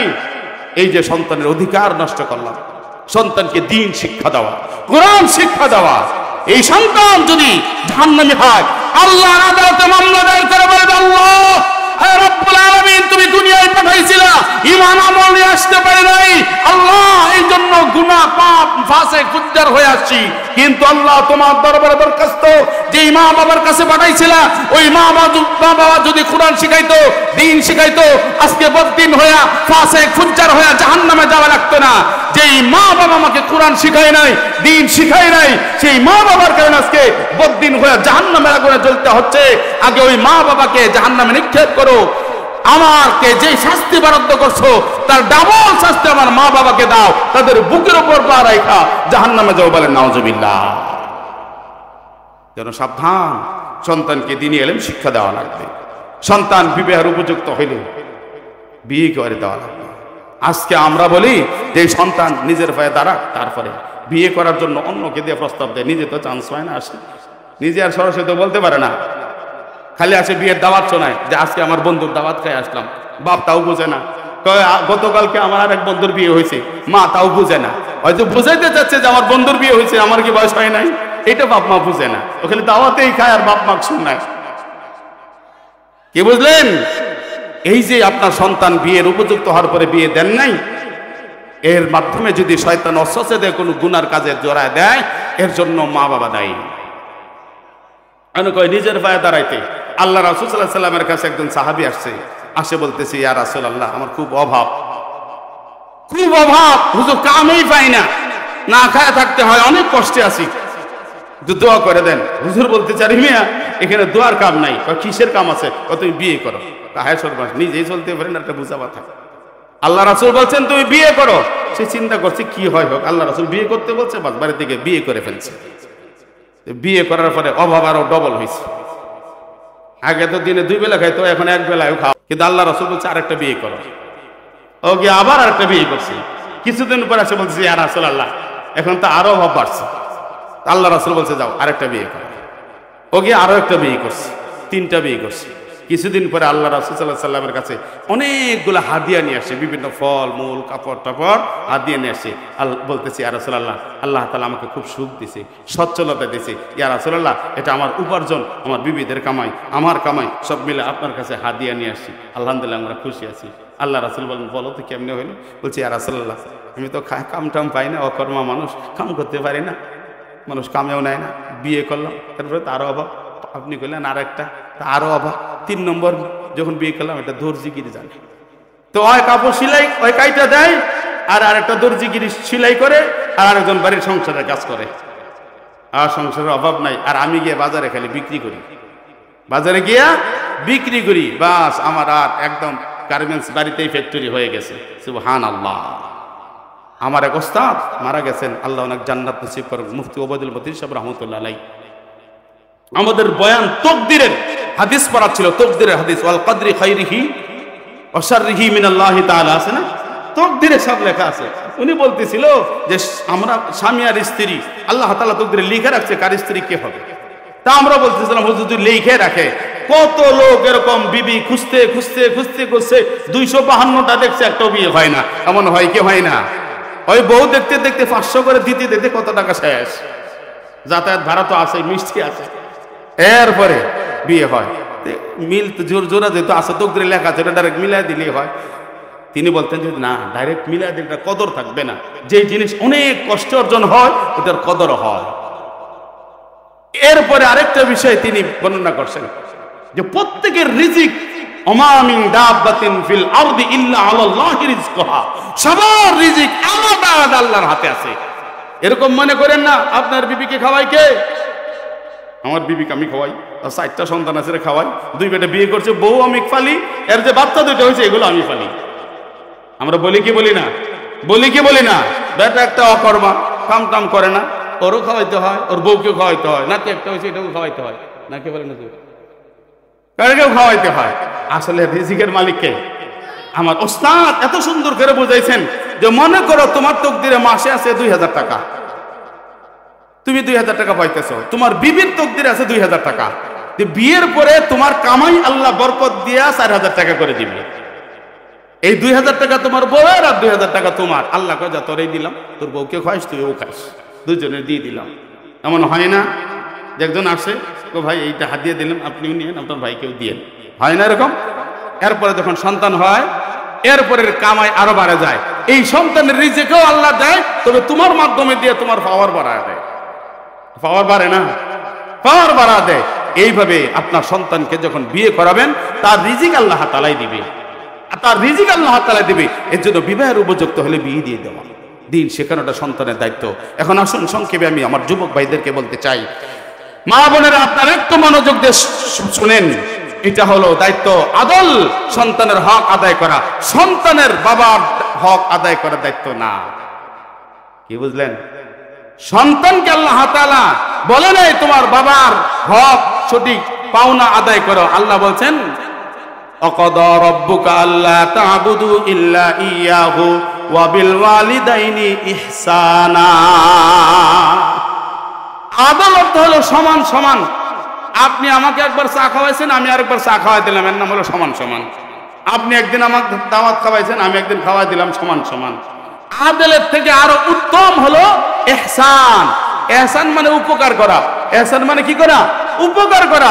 আল্লাহ বলতেছে হে আমার বান্দা বান্দিরা, আমার বান্দা বান্দিরা, তোমরা তোমাদের মা বাবার সাথে আদল নয় ইহসানপূর্ণ আচরণ করো। তোমার মা তোমাকে যতটুকু ভালোবাসে তার থেকে তুমি বেশি ভালোবাসো। তোমার মা বাবা তোমার যেমন খেদমত করছে, তুমি তোমার মা বাবার খেদমত তার দ্বিগুণ করো। তোমার মা বাবা তোমার পিছনে যত টাকা পয়সা খরচ করছে তার ডাবল টাকা তোমার মা বাবার পিছনে খরচ করো। এর নাম হলো ইহসান। বুঝাইতে পারলাম? আল্লাহ তাআলা মা বাবার ক্ষেত্রে আদল বলে নাই, সন্তানের ক্ষেত্রে আদল বলছে, মা বাবার ক্ষেত্রে ইহসান বলছে। যে তুমি তোমার মা বাবার কাছে যা পাইছো তার কমপক্ষে ডাবল দাও, বেশি দাও, দ্বিগুণ দাও, তোমার সমান দিও না। তোমার মা যতটুকু ভালোবাসে তার দ্বিগুণ ভালোবাসা তোমার মাকে দাও। তোমার বাবা তোমাকে যতটুকু ভালোবাসে তার দ্বিগুণ ভালোবাসা তোমার মা বাবাকে দাও। তোমার মা বাবা তোমার যেমন দেখাশোনা করছে, লক্ষ্য রাখছে, ঠান্ডা থেকে, গরম থেকে, বিপদ থেকে, মুসিবত থেকে, তোমার মা বাবা তোমার রোগ থেকে, বিপদ থেকে যেমন রক্ষা করছে তার ডবল লক্ষ্য তুমি তোমার মা বাবাকে রাখো। এর নাম হলো ইহসান। কষ্ট হচ্ছে আপনাদের? এই জন্য মা বাবার সন্তানের যে দায়িত্ব আদায় করতে হবে, স্ত্রীর হক আদায় করতে হবে, স্ত্রীর দায়িত্ব আদায় করতে হবে, সবার পাওনা সঠিকভাবে আদায় করতে হবে। এর নাম হলো আদল। এলাকার চেয়ারম্যান সাহেবের যে দায়িত্ব প্রজার তার এলাকার উপরে, এটা সঠিকভাবে আদায় করবে। মেম্বার তার দায়িত্ব আদায় করবে, এমপি তার সঠিক দায়িত্ব পালন করবে, রাষ্ট্রপ্রধান তার দায়িত্ব সঠিকভাবে পালন করবে। এর নাম হলো আদল। যার যেটা পাওনা সঠিকভাবে করবে। বিচার যখন হবে স্বচ্ছতার সাথে হবে, কোনো স্বজনপ্রীতি হবে না যে আত্মীয় হিসাবে বিচার আলাদা আর অনাত্মীয়র আলাদা, গরিবের আলাদা, বড়লোকের লোকের আলাদা। আদল হলো ইনসাফ প্রতিষ্ঠা করতে হবে। আল্লাহ রাসূল সাল্লাল্লাহু আলাইহি ওয়াসাল্লামের কাছে একটা বিচার আসছে, এই বিচারটা হলো কুরাইশের এক মেয়ে, নাম হলো ফাতিমা। চুরির বিচার আছে, চুরি করছে, সাক্ষী আছে, সাক্ষী প্রমাণ যদি সাব্যস্ত হয় হাত কেটে দিতে হবে। এটা হলো শরীয়তের বিধান। কিন্তু এইটা বিচারটা হলো এই ফাতিমা কুরাইশ বংশের। অন্যান্য সাহাবারা কানাঘুষা করতেছে, এখন যদি কুরাইশ বংশের একটা মেয়ের হাত কাটা যায়, কুরাইশ বংশের সম্মান নষ্ট হয়ে যায়। কিন্তু পয়গম্বরের কাছে কেমনে বলা যায়, ওগো পয়গম্বর বিচারটা একটু হালকা করে দেন, কেমনে হালকা করা যায়? এই প্রস্তাবটা কে দিবে? সবাই বলতেছে আবু বকর, আল্লাহ রাসূলের সাথে আপনার সম্পর্ক বড় গভীর, আপনি একটু কথাটা বলেন। আবু বকর বলতেছে আমি পারবো না। উমরকে ডাক দেয়া বলে, ওমর আপনি একটু মেহেরবানি করে পয়গম্বরকে বলেন। বলে আমিও পারবো না। উসমান আপনি যান। বলে আমিও পারবো না। আলী আপনি যান। আমিও পারবো না। কেউ এই প্রস্তাবটা দেওয়ার সাহস পায় না। সর্বশেষ সবাই মিলে বেলাল রাদিয়াল্লাহু তাআলা আনহুকে ডাক দেয়া বলে, বেলাল, ওগো বেলাল, তুমি হইলা পয়গম্বরের পিএস, পয়গম্বরের টাকা পয়সা তোমার কাছে জমা রাখে, পয়গম্বরের মানিব্যাগ তুমি, পয়গম্বরের পিএস তুমি, দয়া করে তুমি পয়গম্বরকে কথাটা বলো। বেলাল রাদিয়াল্লাহু তাআলা আনহু বলেন, আমি পয়গম্বরের ঘোষণা বাহিরে দেওয়ার দায়িত্ব আমার, বাহিরের ঘোষণা পয়গম্বরকে দেওয়ার দায়িত্ব আমার নাই, আমি পারবো না। সর্বশেষ হুজুরে পাক সাল্লাল্লাহু আলাইহি সাল্লামের পালক ছেলে ছিল, নাম জানেন কেউ? জি, যায়েদ ইবনে হারেসা। আল্লাহ রাসূল সাল্লাল্লাহু আলাইহি সাল্লামের পালক পুত্র যায়েদ ইবনে হারেসা। এই যায়েদ ইবনে হারেসার একটা ছেলে ছিল ওসামা ইবনে যায়েদ। এই ওসামা ইবনে যায়েদকে আল্লাহ রাসূল সাল্লাল্লাহু আলাইহি সাল্লাম নাতি খুব ভালোবাসতেন, খুব মহব্বত করতেন। রাসূল খাইলে ওরাতে বসে থাকতো, শুইলে বুকের উপর শুয়ে থাকতো, বুকের উপর বসতো। আল্লাহ রাসূল সাল্লাল্লাহু আলাইহি সাল্লামের বুকের উপর শুয়ে থাকতো, বসে থাকতো। কিন্তু কিছু কিছু বাচ্চা আছে না, বয়স কম কিন্তু ফাঁক না, খুব আছে না এরকম? যখন 3 বছর হইলো বোঝা যায় যে 33 বছরের ফাঁক না। এই ওসামা ইবনে যায়েদ খুব পাকনা ছিল। সবাই বলতেছে এই ওসামাকে পঠাইস। ওসামা যাও তোমার দাদুর কাছে বলবা, কানে কানে তোমার দাদু যখন শুয়ে থাকে বুকের উপর শুয়ে কানে কানে বলবা যে দাদু, যে মেয়েটার হাত কাটতে চাইতেছ ওইটা কিন্তু তোমার বংশের, কুরাইশ বংশের। হাত না কাটে একটা আঙ্গুল কাটে দাও। চিন্তা করছেন কোন জায়গায় লাগাইছে? পয়গম্বর আরবি সাল্লাল্লাহু আলাইহি ওয়াসাল্লাম শুয়ে আছেন, আর আল্লাহ রাসূল সাল্লাল্লাহু আলাইহি সাল্লামের বুকের উপরে ওসামা ইবনে যায়েদ শুয়ে আছে। কানের কাছে গিয়া বলা, ওগো দাদু, যেই মেয়েটার হাত কাটতে চাও তার নাম তো ফাতেমা। বলে হ্যাঁ। তা কোন বংশের জানো? বলে কুরাইশ বংশের। ও দাদু, তুমিও তো কুরাইশ বংশে, কুরাইশ বংশের একটা মেয়ের হাত যদি কাইটা দাও, কুরাইশ বংশের তো সম্মান থাকে না, হাতটা না কাইটা একটু আঙ্গুল কাইটা স্বাস্থ্যটা একটু কমায় দাও। আল্লাহ রাসূল সাল্লাল্লাহু আলাইহি ওয়াসাল্লাম কি বুঝেন কম? ওনার মতো জ্ঞানী পৃথিবীতে আর কেউ আছে? আর কেউ আসবে কোনোদিন? কোনো পণ্ডিত আছে? তিনার আর বুঝতে বাকি নেই। সঙ্গে সঙ্গে শোয়ার থেকে বসে গেছে, বসার থেকে দাঁড়ায় গেছে। চাদর একটা ঘাড়ে দিয়া, পাঞ্জাবি পরে নেই, চাদর ঘাড়ে দেওয়া সঙ্গে বেরিয়ে যাচ্ছে। আমার সাহাবারা, এই প্রস্তাব তোমরা কে দিয়েছ? তোমরা পরিষ্কার শুনে রাখো, আল্লাহর বিধান, আল্লাহর আইন অমান্য করার আজকে আমার কুরাইশ বংশের মেয়ে ফাতিমা নয়, আমার কলিজার টুকরা ফাতিমাও যদি হইতো, আমার ফাতিমার ব্যাপারে কম্প্রোমাইজ করতাম না। আমার ফাতিমার হাত কাইটা কোরআনের বিধান আমি বাস্তবায়ন করতাম। এর নাম হলো আদল, এর নাম হলো ইনসাফ, এর নাম হলো ইনসাফ, যে কারো কম বেশি করবে না। সবার জন্য আইন সমান, সবার জন্য নিয়ম সমান, সবাই এক সমান পাবে। ইন্নাল্লাহা ইয়া'মুরু বিল আদলি, এই আদল সব জায়গায় প্রতিষ্ঠা করা লাগবে। হযরত আলী রাদিয়াল্লাহু তাআলা আনহু জিহাদের ময়দানে গেছেন, জিহাদ করে আসতেছেন, তরবারিটা হারায় গেছে। কিছুদিন পর বাজারে দেখে একটা লোক তরবারি বিক্রি করতে যায়। তিনি আলী ডাক দিয়ে বলে, এই থামো, কই যাও? তরবারি বেচবো। তরবারি কার? বলে আমার। এটা তো আমার তরবারি। তখন তিনি রাষ্ট্রপ্রধান। আলী রাদিয়াল্লাহু তাআলা আনহু তখন খলিফা, তিনি রাষ্ট্রপ্রধান, তিনি বাদশা। তিনার তরবারি চুরি করে নিয়ে যায়। চিন্তা করছেন সাহস কত? এরপরে তিনি সামনে বলে, হে আলী, এটা তরবারি আমার। আলী রাদিয়াল্লাহু বলছেন আমার। দুজনে দাবি করে, বলছে চলো কাজীর কাছে যাই। রাষ্ট্রপ্রধানের কাজী, বিচারক, বিচারক হলো রাষ্ট্রপ্রধানের অধীনস্থ, নাকি বলেন? নিয়ে গেছে আলী রাদিয়াল্লাহু তাআলার অধীনে যায়, চাকরি করে, তার কাছে মামলা নিয়ে গেছে। গিয়ে বলতেছে, এই কাজী সাহেব বিচার করে দেন। কি বিচার করে? যে তরবারির বিচার। আলী রাদিয়াল্লাহু তাআলা বলছে, তুমি বলো। ও বলতেছে, না আপনি বলেন। না তুমি বলো। ইহুদি কয়, না আপনি বলেন। সর্বশেষ আলী রাদিয়াল্লাহু তাআলা বলতেছে যে, কাজী, এই যে ইহুদের হাতে তরবারিটা কিন্তু আমার। অমুক যুদ্ধের থেকে আসতে এটা হারায় গেছে। কোন জায়গায় হারাইছে জানি না, এখন তার হাতে দেখছি, আমি দাবি করছি এটা আমার। সে বলে ওটা ওর, বিচার করে দেন। বলতেছে যে আমিরুল মুমিনিন খলিফাতুল মুসলিমিন আপনার সাক্ষী দাঁড় করেন। কি বলতেছে? এখানে স্বজন প্রীতির সম্ভাবনা আছে, আভাস পাওয়া যাচ্ছে। কারণ এই সাক্ষী দুইজন আপনার নিজ পরিবারের সদস্য, একজন গোলাম আর একজন ছেলে। তাদের সাক্ষী এখানে গ্রহণযোগ্য হবে না, এখানে স্বজন প্রীতি হওয়ার সম্ভাবনা আছে। সাক্ষী শেষ। ইহুদিকে বলছে, তোমার বক্তব্য কি? বলে, আমার বক্তব্য হলো দুইটা। এক নম্বর হলো এই তরবারিটা আমার। দুই নম্বর হলো আলী যদি দাবি করে এটা তার, আমার কোনো আপত্তি নাই। বুঝছেন ভেজালটা কোন জায়গা? যে এই তরবারিটা আমার, আর আলী যদি দাবি করে এটা তরবারি তার, তাহলে আমার কোনো আপত্তি নাই। কি বুঝলেন? এখানে একটা কিন্তু আছে। এইবার বিচারক রায় দিয়ে দিলেন যে আমিরুল মুমিনিন খলিফাতুল মুসলিমিন, যতক্ষণ পর্যন্ত আপনি এই তরবারির যথার্থ এটা আপনার প্রমাণ দিতে না পারবেন, এই তরবারির মালিক আপনি দাবি করতে পারবেন না। যেহেতু তার কাছে তরবারি আছে, এই তরবারিটা তার, জান বিচার, মামলা ডিসমিস, কুল্লু খালাস। চিন্তা করছেন যে রাষ্ট্রপ্রধান বাদশার বিরুদ্ধে রায় গেছে। আলী রাদিয়াল্লাহু তাআলা মেনে নিয়েছে, ঠিক আছে, যেহেতু আমার সাক্ষী নাই, যাও তরবারি নিয়ে চলে যাও।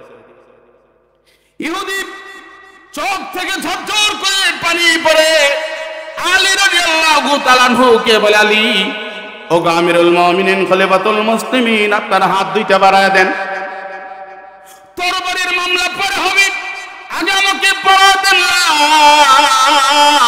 ইলাহা ইল্লাল্লাহু মুহাম্মাদুর রাসূলুল্লাহ সাল্লাল্লাহু আলাইহি ওয়াসাল্লাম। আগে আমাকে কালমা পড়ায় দেন। কারণ যেই ধর্মে একজন বাদশা রাষ্ট্রপ্রধানের বিরুদ্ধে ইহুদির রায় ঘোষণা করা হয়, ইহুদির পক্ষে রায় হয়, সুতরাং এই ধর্মে যেখানে কোনো স্বজনপ্রীতি নাই, যেখানে ইনসাফ আছে, আদল আছে, ন্যায় প্রতিষ্ঠা আছে, এই ধর্ম থেকে শ্রেষ্ঠ ধর্ম হতে পারে না। আমি কালেমা গ্রহণ করে নিলাম, ইসলাম গ্রহণ করে নিলাম। ওগো আমিরুল মুমিনিন খলিফাতুল মুসলিমিন, এই তরবারি এটা আমি কুরায় পাইছিলাম, এটা আপনারই তরবারি, আপনি নিয়ে যান। আলী রাদিয়াল্লাহু তাআলা বলছে, তুমি আমার মুসলিম ভাই, এই তরবারিটা তোমাকে হাদিয়া দিয়ে দিলাম। বলেন না সুবহানাল্লাহ। এর নাম আদেল, ইনসাফ।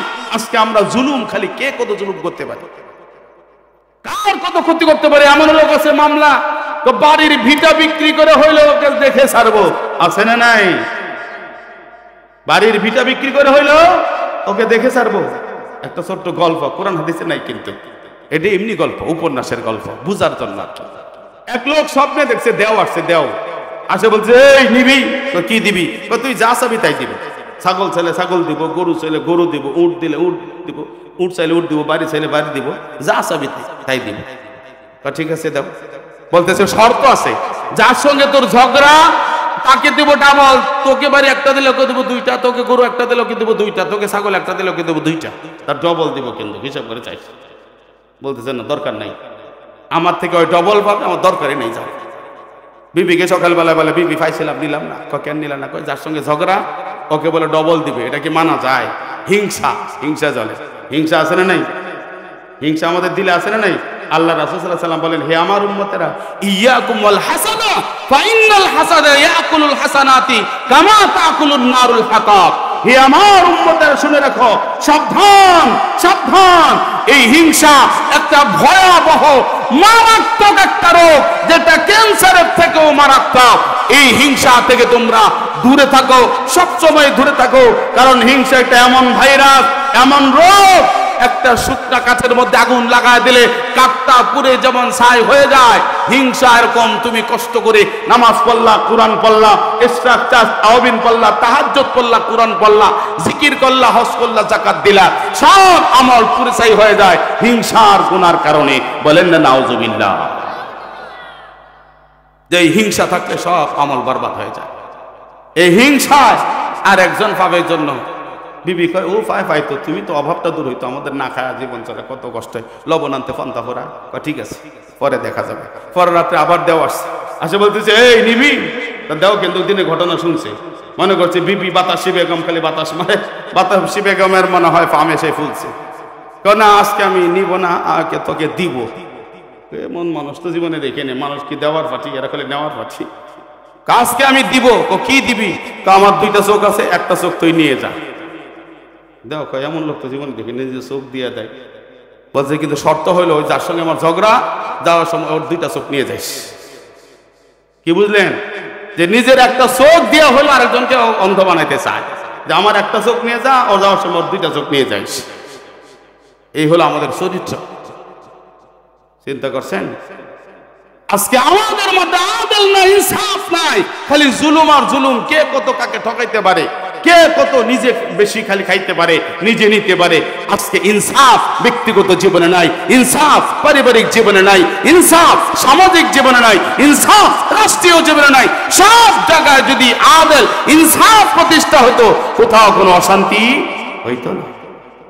এক লোক দৌড়ায় গেছে ওমর রাদিয়াল্লাহু আনহুর কাছে মামলা নেয়া। আমিরুল মুমিনিন, তিনি তখন রাষ্ট্রপ্রধান, খলিফাতুল মুসলিমিন বাড়িতে আছেন। বলছেন না, উনি বাড়িতে নাই। কোথায় গেছে? কোয়া থেকে পানি আনতে গেছে। রাষ্ট্রপ্রধান পানি আনতে গেছে। আর আমাদের এলাকার চৌকিদার হইলে যে পাওয়ার কত, আমি একটা সরকারি চাকরিজীবী, আমি কেন পানি আনবো, তুই যা। বলে কি বলে না? ওমর রাদিয়াল্লাহু তাআলা পানি আনতে গেছে। এমন সময় ওই লোক দৌড়ায় গেছে, যে আমিরুল মুমিনিন, আপনাকে খুঁজতে খুঁজতে এখানে আসলাম। বলো কি বলবা? মাথায় কলছি, আমি কথা বলবো, এটা কেমন হয়? আপনি কলসটা নামান। তিনি মাথার থেকে ঘাড়ে নামেছে। বলো। না এখানে একটা বেমানান হয়, আরো নামান। তিনি হাঁটুর উপর রাখছে। একে বলে এখন বলো। না মাটিতে ধর। বলতেছে না, মাটি ধোয়া যাবে না ভাই, এই যে মাটিটা শুকনা মাটি, আমার কলসটা ভিজা, এই জায়গায় যদি আমি কলসটা রাখি, উঠানোর সময় এই নিচের শুকনা মাটি আমার কলসের সঙ্গে লাইগা উঠবে। এই মাটিগুলা যদি আমি নিয়ে যাই আল্লাহর আদালতে, আল্লাহ যদি জিজ্ঞেস করে, আমার আরেকজনের জমির মাটি পারমিশন ছাড়া কলসের তলায় করে নিছিলা, আল্লাহর কাছে কি জবাব দিব? এই জন্য আমি কলসটা মাটিতে নামাইতে পারবো না, তোমার যা বলার আছে তুমি বলো। বলতে আমি বিচার পায়া গেছি, আর কোনো দরকার নেই, গেলাম, আসসালামু আলাইকুম। ওমর রাদিয়াল্লাহু আনহু বলল, এই মিয়া থামো, কি বলতেছিল বইলে যাও। না আমার আর বলা লাগবে না, বিচার পায়া গেছি। বলছে কি বিচার বলো? বলছে আমার এক প্রতিবেশীর সাথে এক হাত জায়গা নিয়ে ঝগড়া, আপনার এখানে যে ইনসাফ পাইছি, আমি এক হাত কেন এখন গিয়ে বলবো ভাই তুমি 2 হাত নিয়ে নাও, তুমি আল্লাহর আদালতে আসামি হইতে চাই না, দরকার নাই দুনিয়ার সম্পদ, আমার 2 হাত নিয়ে যাও, মামলা ডিসমিস। এর নাম হলো ইনসাফ। আর আমরা খালি জুলুম আর জুলুম, কে কার কত ক্ষতি করতে পারি। এজন্য আল্লাহ তাআলা 3টা আদেশ করছেন। 1 নম্বর আদেশ হলো তোমরা কেউ কাউকে ঠকাবে না, ওজনে সমান দিবা। দোকানদার কাস্টমারকে ঠকাবে না, কাস্টমার দোকানদারকে ঠকাবে না।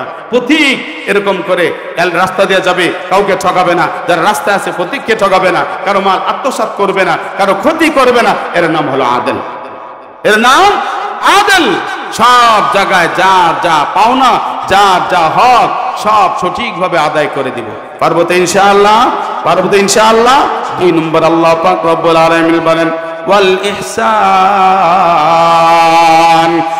ও দুনিয়ার বান্দারা, তোমরা ন্যায় প্রতিষ্ঠা করবা, সমস্ত অন্যায় উৎখাত করে দিয়ে ন্যায় প্রতিষ্ঠা করবা।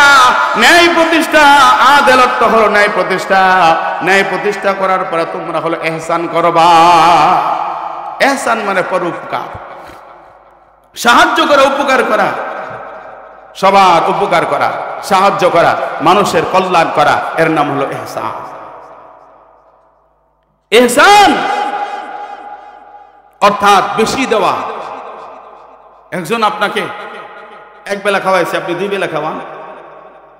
একজন সামান্য উপকার করছে, আপনি তার ডাবল উপকার করেন, বেশি উপকার করেন, এর নাম হলো ইহসান। মানুষের কল্যাণ করা, উপকার করা, সাহায্য করা, এর নাম হলো ইহসান।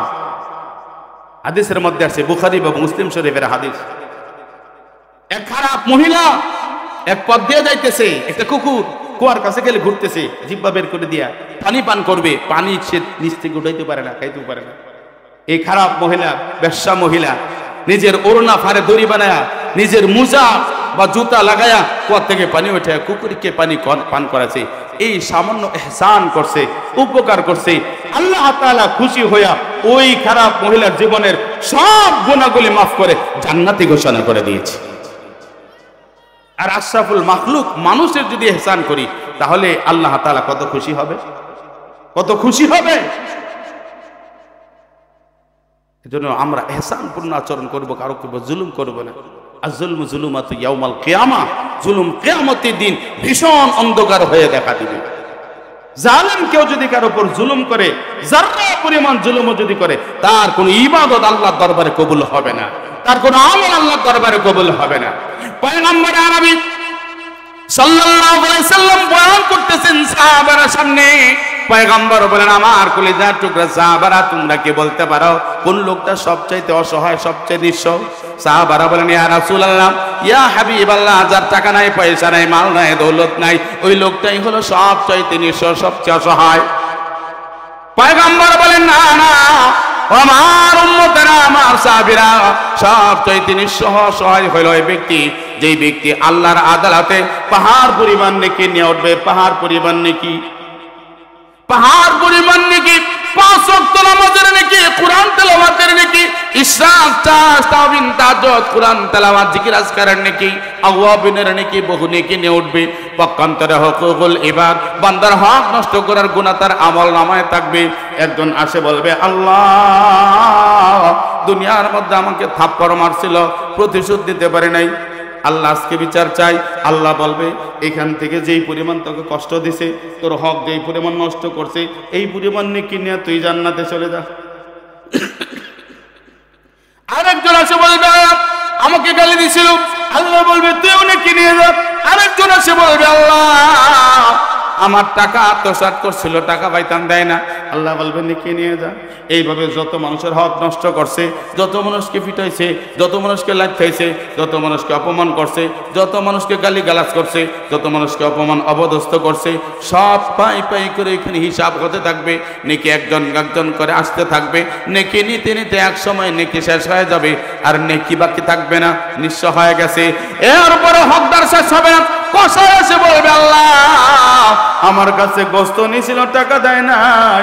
আল্লাহ বলবে, দেওয়ার মতো তো কিছু নাই, তোর গুনাহগুলো এখানে দিয়া তুই যা। আরেকজন আসে বলবে, আল্লাহ, আমার কাছে টাকা নিয়েছিল, দেয় নাই। আল্লাহ বলবে, তোর গুনাহগুলোও দিয়া তুই যা।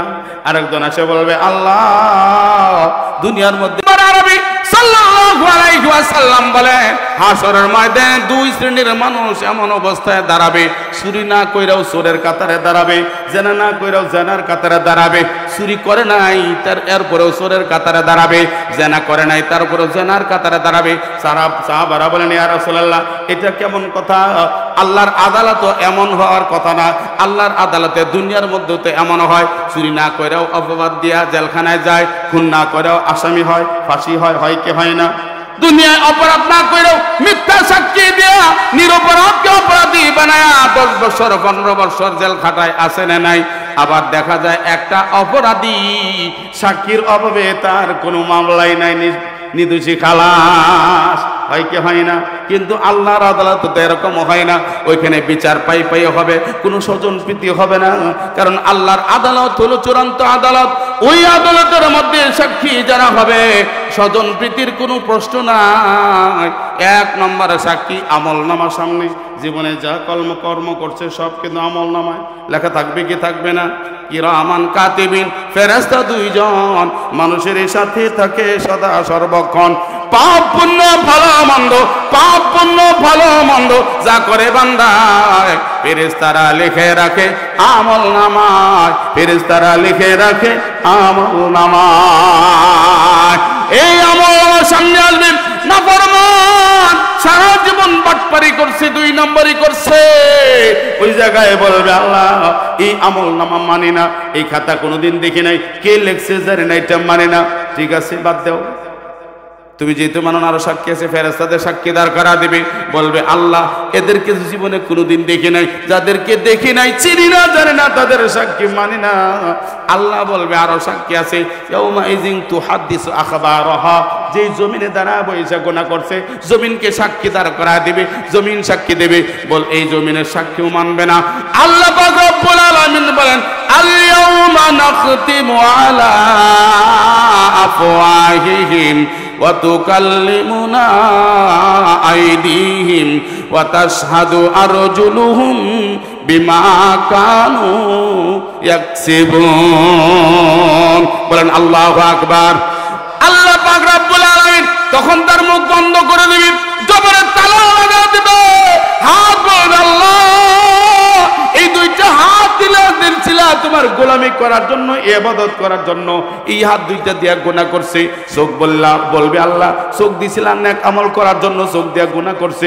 জবান বলবে আল্লাহ জবান দিছিলা জিকির করার জন্য, ভালো কথা বলার জন্য, সত্য কথা বলার জন্য, কিন্তু এই জিহ্বা দিয়া কোরআন পড়ার জন্য দিছিলা, কোরআন পড়ে নাই, গান গাইছে। এই জিহ্বা দিয়া গীবত করছে, চুগলখড়ি করছে, মিথ্যা কথা বলছে, গালিগালাজ করছে। জবান মামলা দাঁড় করা দিবে, আপনার বিরুদ্ধে সাক্ষী দিয়ে দিবে, রাজ সাক্ষী। অস্বীকার করার কোনো উপায় আছে? অস্বীকার করার কোনো উপায় নেই। আল্লাহর আদালত হলো চূড়ান্ত আদালত। ভাইরা আমার, আমি শেষ করে দিচ্ছি কয়েক মিনিটের মধ্যে। যারা বাহিরে আছেন তাড়াতাড়ি চলে আসেন, দোয়া হবে। সকলে ভিতরে চলে আসেন, আমি শেষ কয়েক মিনিটের মধ্যে ফিনিশিং সংক্ষিপ্ত আকারে বলে দিচ্ছি। ভাইরা আমার, আল্লাহর আদালত চূড়ান্ত আদালত। সাহাবীরা বলেন ইয়া রাসূলুল্লাহ, কিন্তু আল্লাহর আদালতে চুরি না করেও কেন চোর হবে, জেনা না করেও কেন জেনাকার হবে?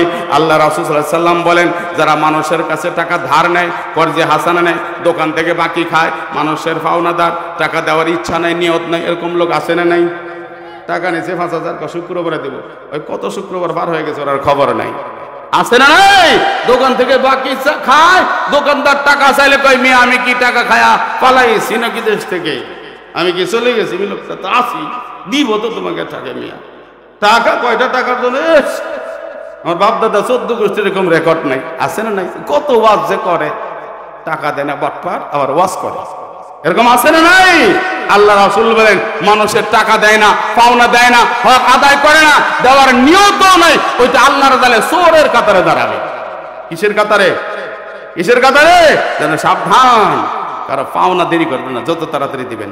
আল্লাহ রাসূল সাল্লাল্লাহু আলাইহি ওয়াসাল্লাম বলেন পাওনাদারের ঋণ পরিশোধ করা, 1 টাকা ঋণ পরিশোধ করা 1000 টাকা দান করার থেকে উত্তম। আরেকটা হাদিসের মধ্যে আছে যে মানুষকে কর্জে হাসানা দেওয়া, মানুষ বিপদে পড়ছে, এই কর্জে হাসানা দেওয়া এটাও 1 টাকা কাউকে বিপদে আপদে ধার দেওয়া, কর্জা দেওয়া 1000 টাকা সদকা করার থেকেও বেশি সওয়াব। মানুষ বিপদে যেন না পড়ে, যেন সৎকার করে সহযোগিতা করবেন, মানুষকে ধার দিবেন, কর্জে হাসারা দিবেন, এটা নেকির কাম। ঠিক আছে না ইনশাআল্লাহ? কিন্তু পরিশোধ করার নিয়ত থাকতে হবে, চেষ্টা থাকতে হবে। পরিশোধ করার নিয়ত চেষ্টা না থাকলে চোরের কাতারে দাঁড়াবে। 2 নম্বর, যেই সমস্ত স্বামী বিবির মহারণার টাকা আদায় করে নাই, দেওয়ার নিয়তও নাই, চেষ্টাও নাই, হাসরের ময়দানে জেনাকারের কাতারে দাঁড়াবে। কিসের কাতারে? যতবার বিবির কাছে গেছে ততবার ফেরেশতারা লিখে রাখছে যে আল্লাহ আজকেও গেছে। বুঝছেন? বেশি বলা যাবে না, বাচ্চারা আছে, হিসাব বুঝা নিয়েন, সাবধান।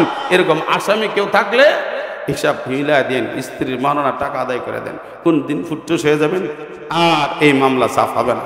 আল্লাহর আদালতে আসামির কাজ করে দেখতে হবে। আল্লাহ রাসূল সাল্লাল্লাহু আলাইহি ওয়াসাল্লাম বলেন, এই পাহাড় পরিমাণ নেকি ছিল, একজন একজন করে আসবে, বোন আসে বলবে আল্লাহ আমার বাবার মিরাস এই ভাই আদায় করে নাই, বাবার মৃত্যুর পরে লামসাম কিছু দিয়ে ঘটালরা একাই খাইছে।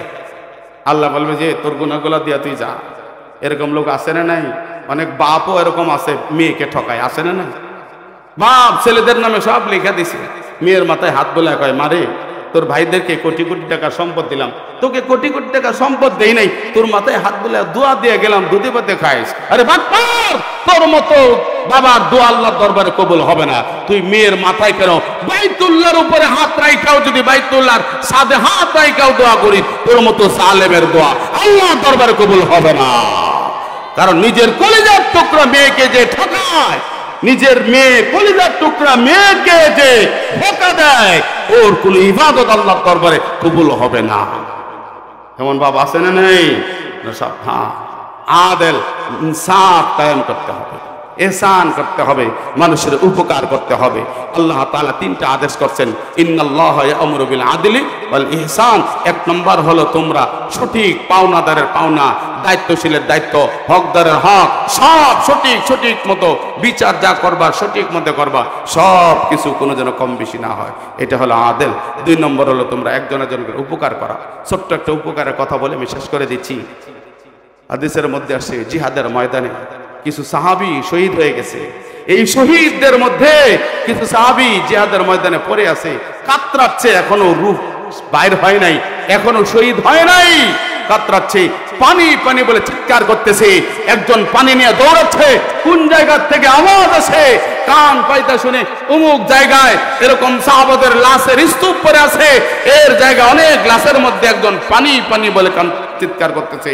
দৌড়ে নিয়ে গেছে, তাকে উঠাইছে, উঠায় তাকে এরকম করে হাতের মধ্যে রাইখা সোজা করে বসাইছে, পানির মস্ক মুখের মধ্যে লাগাইছে, পানি পান করবে। এমন সময় আরেকজন পানি পানি করে চিৎকার করতেছে। এই মুমূর্ষ যে মুজাহিদ, মৃত্যুর পথযাত্রী, সে বলতেছে ভাই আরেকজন পানির জন্য চিৎকার করতেছে, আমার মন বলে আমার থেকেও তার তৃষ্ণা অনেক বেশি, আগে তাকে পানি পান করায় আসো। কারণ তাকে যদি পানি পান না করাও, আল্লাহ যদি বলে বান্দা তোর আরেক ভাই তৃষ্ণার্ত ছিল, তাকে পানি পান না করা তুই আগে কেন খাইছিস, আল্লাহর কাছে কি জবাব দেব? আগে তাকে পানি পান করায় আসো। চলে গেছে দ্বিতীয় জনের কাছে, দ্বিতীয় জনকে ওইভাবে উঠাইছে, বসাইছে, পানি পান করাবে। আরেকজন পানি পানি বলে চিৎকার করতেছে, বলছে ভাই এমনও তো হইতে পারে আমার থেকে আমার আরেক ভাই তৃষ্ণা বেশি, যাও আগে তাকে পানি পান করাও। হাদিসের কথা বলতেছি। তৃতীয় ব্যক্তির কাছে দৌড়ায় চলে গেছে, গিয়ে যাইতে যাইতে সে মারা গেছে, শহীদ হয়ে গেছে। এই পানি নিয়ে দ্বিতীয় জনের কাছে আসতে আস্তে আস্তে তিনিও শহীদ হয়ে গেছে। প্রথম জনের কাছে আসছে, তিনিও শহীদ হয়ে গেছে। একজনও পানি পান করতে পারে নাই। কি ইহসান তাদের ছিল, তারা মানুষের উপকার কিভাবে করছে, আর আমাদের ইহসান কোন জায়গা?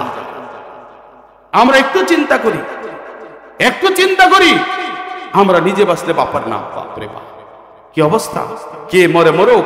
আল হাদিসের মধ্যে আসছে হাসর ময়দানে আল্লাহ তাআলা কিছু লোকদেরকে আসামির কাঠগড়া দাঁড়াবে, আসামির কাঠগড়া দাঁড় করাবে। এরা নামাজি, এরা রোজাদার, এরা ভালো মানুষের রূপ ধারণ করে সমাজে ছিল। আল্লাহ দাঁড় করায় বলবে বান্দা দুনিয়ার মধ্যে আমি ক্ষুধার্ত ছিলাম, তুমি আমাকে খাবার দাও নাই। দুনিয়ার মধ্যে আমি তৃষ্ণার্ত ছিলাম, আমাকে তুমি পান করাও নাই। দুনিয়াতে আমি বিবস্ত্র ছিলাম, আমাকে বস্ত্র দেও নাই। সে বলবে আল্লাহ তোমার তো খাওয়ার দরকার হয় না।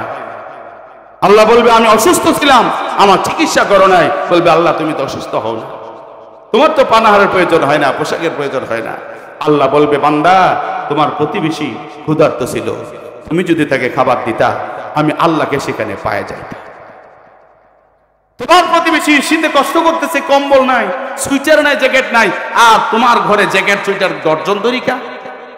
একটা জ্যাকেট যদি তাকে দিতা, সে শীত থেকে কষ্টটা কিছুটা লাঘব পাইতো। তুমি যদি তাকে বস্ত্র দিতা, আমাকে বস্ত্র দেওয়া হয়ে যাইত। একজন অসুস্থ, টাকার অভাবে চিকিৎসা করতে পারে না, তুমি যদি তার উপকার করতা, সেখানে আমাকে পাওয়া যাইত। এই জন্য আমরা ইহসান করব, একজন আরেকজনের ইহসান করব, পারবো তো ইনশাআল্লাহ। এরপরে 3 নম্বর আল্লাহ তাআলা আদেশ করতেছেন, ইন্নাল্লাহা ইয়া'মুরু বিল আদলি ওয়াল ইহসান ওয়া ইতা'i যিল কুরবা। নিকটতম ব্যক্তি যারা, নিকট আত্মীয়, নিকট প্রতিবেশী যারা, আল্লাহ তাআলা বলতেছেন তাদের হক আদায় করো। তোমার খাবারের মধ্যে তাদের হক আছে, তোমার পোশাকের মধ্যে তাদের হক আছে, তোমার গাছের ফলের মধ্যে তার হক আছে, তোমার ফসলের মধ্যে তাদের হক আছে। এই সম্পদ তুমি একা মালিক নও, এই সম্পদের মালিক তোমার সমস্ত সম্পদে তোমার সন্তানদের যেমন হক আছে, তোমার আত্মীয় স্বজনের হক আছে, তোমার প্রতিবেশীরও হক আছে। আমরা ছোট সময় দেখতাম বিভিন্ন ফল, আম, সজনা। আমাদের বাড়িতে একটা সজনা গাছ ছিল, অনেক বড়। আমার আম্মা একদিন সজনা রান্না করছে মসুরির ডাল দিয়ে পাতলা করে। আমার আব্বা যখন সজনা সামনে দেখছে রাগ হয়ে গেছে, বলছে সজনা কোথায় পাইলা? যে গাছ থেকে পাচ্ছি। কয়টা হয়েছে? মোটা হয়েছে। বলছে এটা তুমি ভুল করছো, এই সজনা কি তোমার সন্তানরা দেখে? আমার ভাইয়ের সন্তানরাও তো সজনা দিকে দেখে, প্রতিবেশীর সন্তানরাও সজনার দিকে দেখে। তাদেরকে সজনা না দিয়ে তুমি কিভাবে খাইতে পারলা? তুমি কি মানুষ না অন্য কিছু? আমার বাবা আমার সামনে আমার মাকে ধমকাচ্ছে, এই সজনা আগে সবাইকে দিবা, তারপরে নিজে খাইবা। গাছের ফল আগে সবাইকে দিবা, তারপর নিজে খাইবা। আর এখন যতই ফল হোক, খায় শেষ করতে না পারলে বিক্রি করি, তাও প্রতিবেশীকে দেই না। মাছ মারলে আমি দেখতাম আমার আব্বা বাসে বাসে বড় বড় মাছগুলো এক জায়গায় করতো। আমরা মনে করতাম এগুলো মনে বেশি দামে বেচবে।